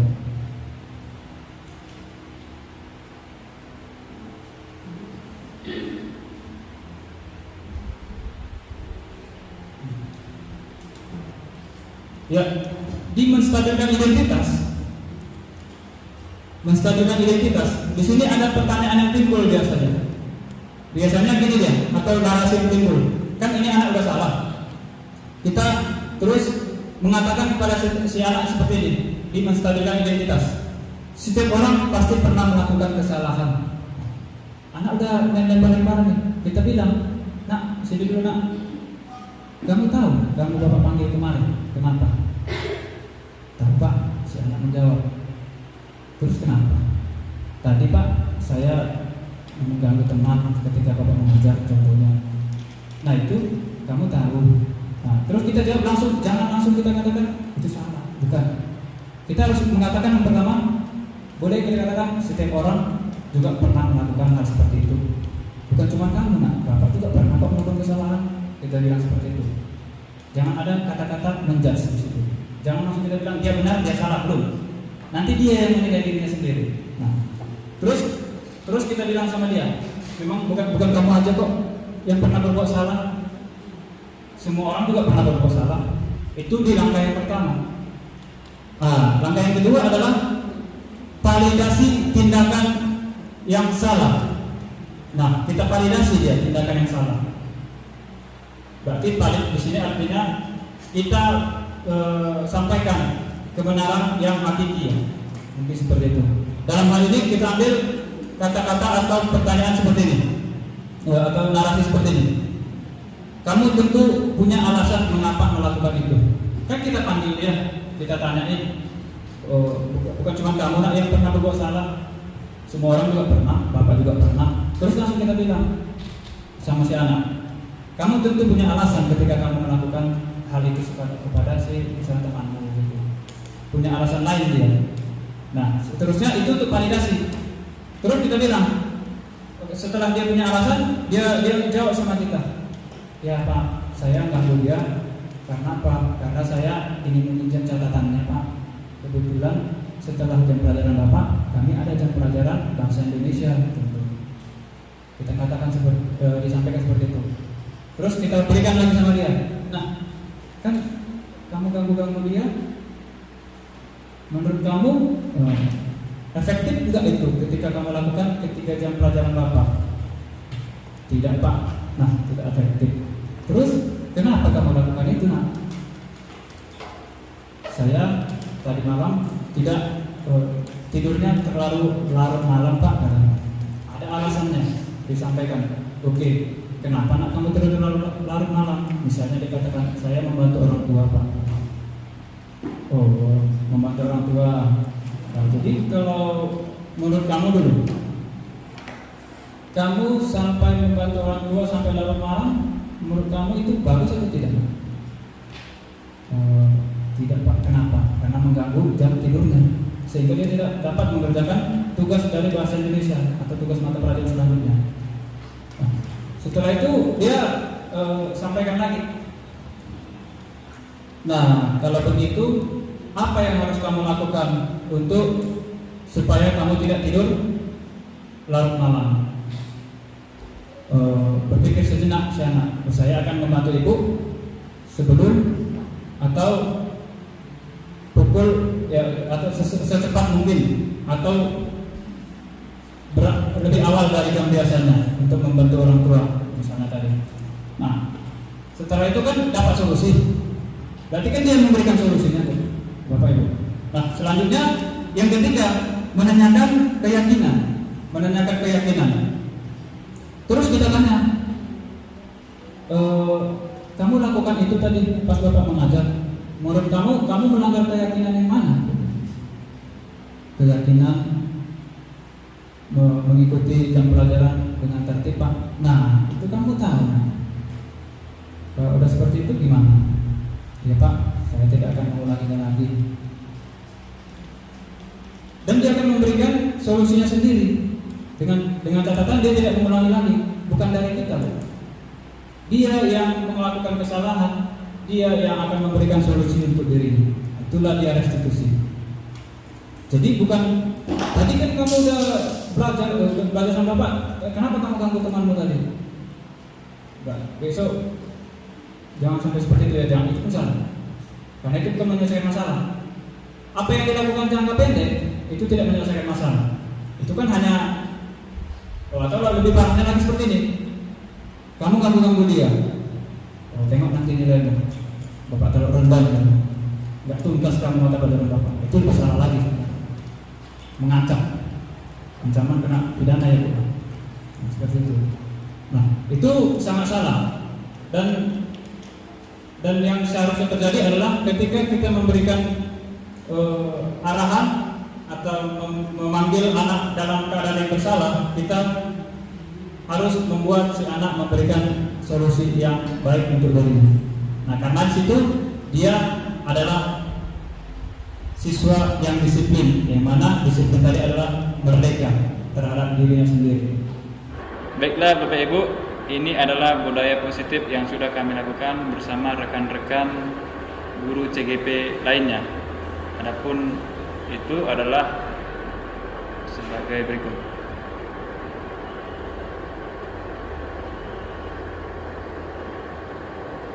Nah, ini adalah ketika siswa memasuki ruangan atau gedung sekolah, Bapak Ibu, ketika di pagi hari.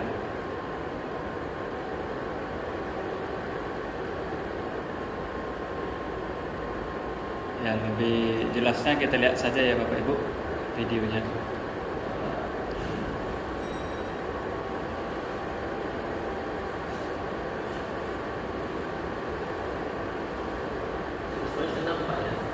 Ya benar Pak, siswa senang sekali ketika mereka bertemu lagi kembali dengan guru-guru dan mereka juga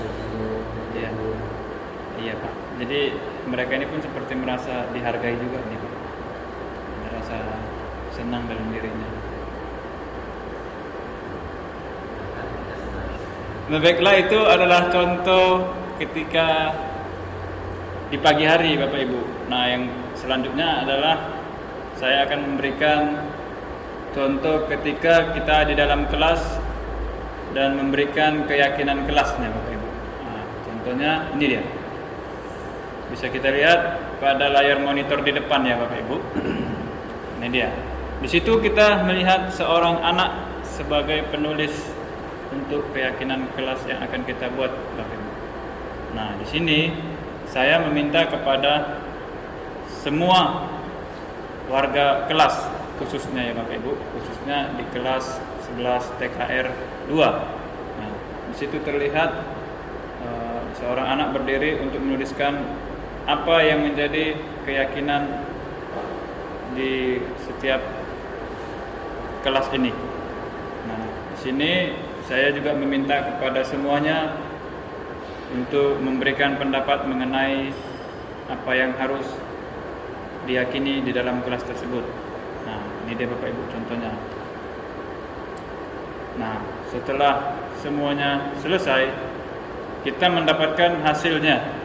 Hasilnya yaitu terdapat 6 keyakinan kelas, di mana yang pertama adalah menjaga kebersihan kelas.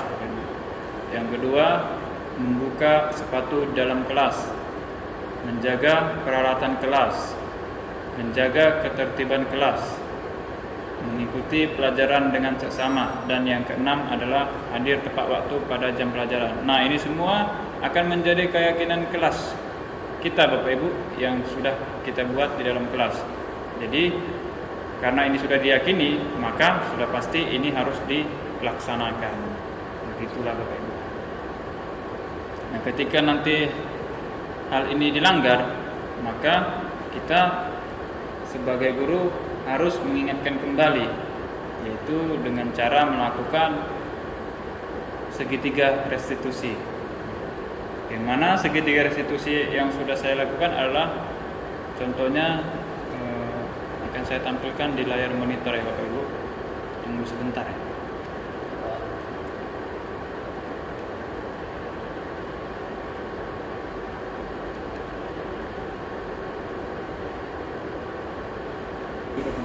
Nah, baiklah, ini adalah contoh yang sudah saya lakukan Bapak Ibu. Ini di kelas 11 listrik.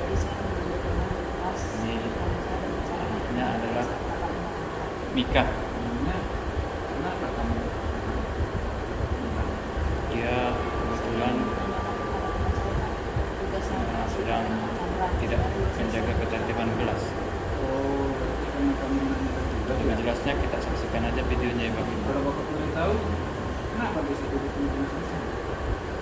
Saya belum selesai kerjaannya karena saya nonton drakor sampai larut malam. Oh, drakor ya, yang film Korea itu yang Nah kebetulan seragam yang saya gunakan itu sama dengan yang saya pakai sekarang ya Bapak Ibu. hal yang menyenangkan. Kamu itu menyenangkan buatmu kan? Iya. Dilihat dari Jadi ini tidak disetel ya Bapak Ibu atau tidak disetting ya. Ini saya memang jadi secara kebetulan. itu mengganggu nggak? Kalau kita ya, Pak. Bukan Pak, bukan. Ini sudah lama saya lakukan.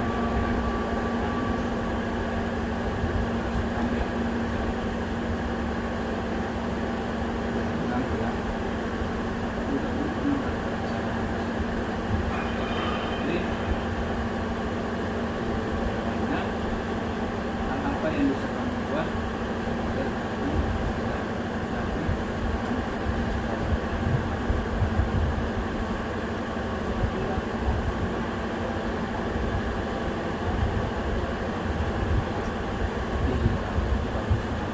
jadi kamu bisa melakukan dua hal yang kamu senangi kan. Terus kira-kira kamu tahu nggak yang kamu lakukan itu telah melanggar kesepakatan kita? Kalau boleh tahu, kesepakatan apa yang sudah kamu? Kayak guru. Iya, benar sekali. Itu penting ya. Jadi sebenarnya Bapak paham, memang masih paham, tapi juga harus tahu juga tugas yang akan kita kerjakan. Dan keduanya bisa kita lakukan dan mendapatkan hasil yang baik, ya kan? Menurut Mika. Jadi nonton Korea dengan belajar mana yang lebih enak? Iya. Tapi untuk tidak mengganggu belajar, nonton Korea boleh-boleh saja. Tapi jangan ketika pas mengerjakan tugas. Iya. Sekarang gini, Bapak, kita dua sama-sama nih cari solusinya. Jadi gimana ketika ada guru menjelaskan di dalam kelas, menurut Muka supaya hal itu tidak terjadi lagi, bagaimana menurut Muka? Jadi boleh nggak mengerjakan tugas di sekolah? Depannya Muka ingin bagaimana? Iya. Dan di sekolah belajar ya. Jadi kita udah tahu nih ya untuk depannya ya. Kita ambil lagi ya. Kita boleh buat. Baiklah, itu tadi adalah segitiga restitusi yang sudah saya lakukan kepada siswa, dan hasilnya Bapak Ibu, siswa itu sekarang sudah menjadi lebih baik lagi Bapak Ibu, karena dia sudah paham betul apa yang dilakukannya itu salah, dan dia sudah paham juga bagaimana untuk memperbaikinya, seperti yang dikatakan tadi oleh murid atau siswa tadi ya Bapak Ibu. Seperti itu yang bisa saya sampaikan. Kepada Bapak Ibu yang ingin memberikan tanggapan atau yang masih menjanggal dalam pikirannya, boleh menyampaikannya kepada kami. Terima kasih. Ya, tidak ada. Bagus.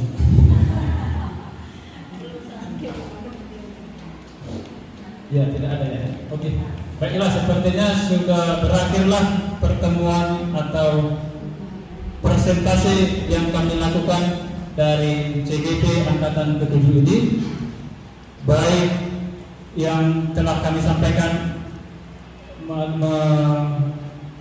mengandung kesalahan atau kelebihan serta kekurangan. Kami memohon maaf yang sebesar-besarnya, karena sebenarnya kami tidak ingin presentasi ini hanya panjang dan lebar, ya. Karena kalau sudah terlalu panjang nanti ibu-ibunya marah, dan kalau sudah terlalu lebar bapak-bapaknya yang marah. Sekian saya sampaikan hasil presentasi ini. Saya ucapkan terima kasih.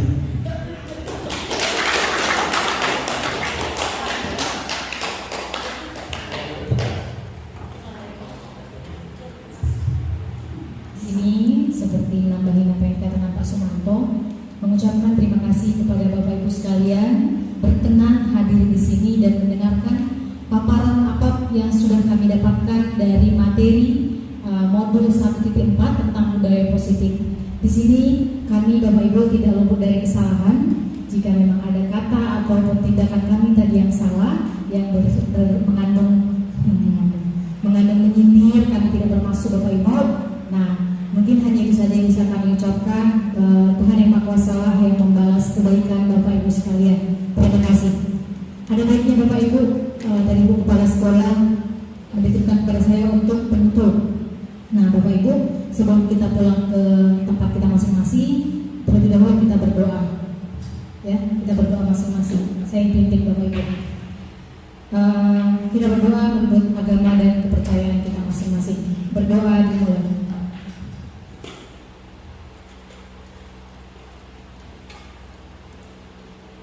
Berdoa selesai. Oke, berakhir sudah pertemuan kita Bapak Ibu. Kami mempersilahkan Bapak Ibu sekalian untuk meninggalkan ruangan ini. Terima kasih Bapak Ibu ya.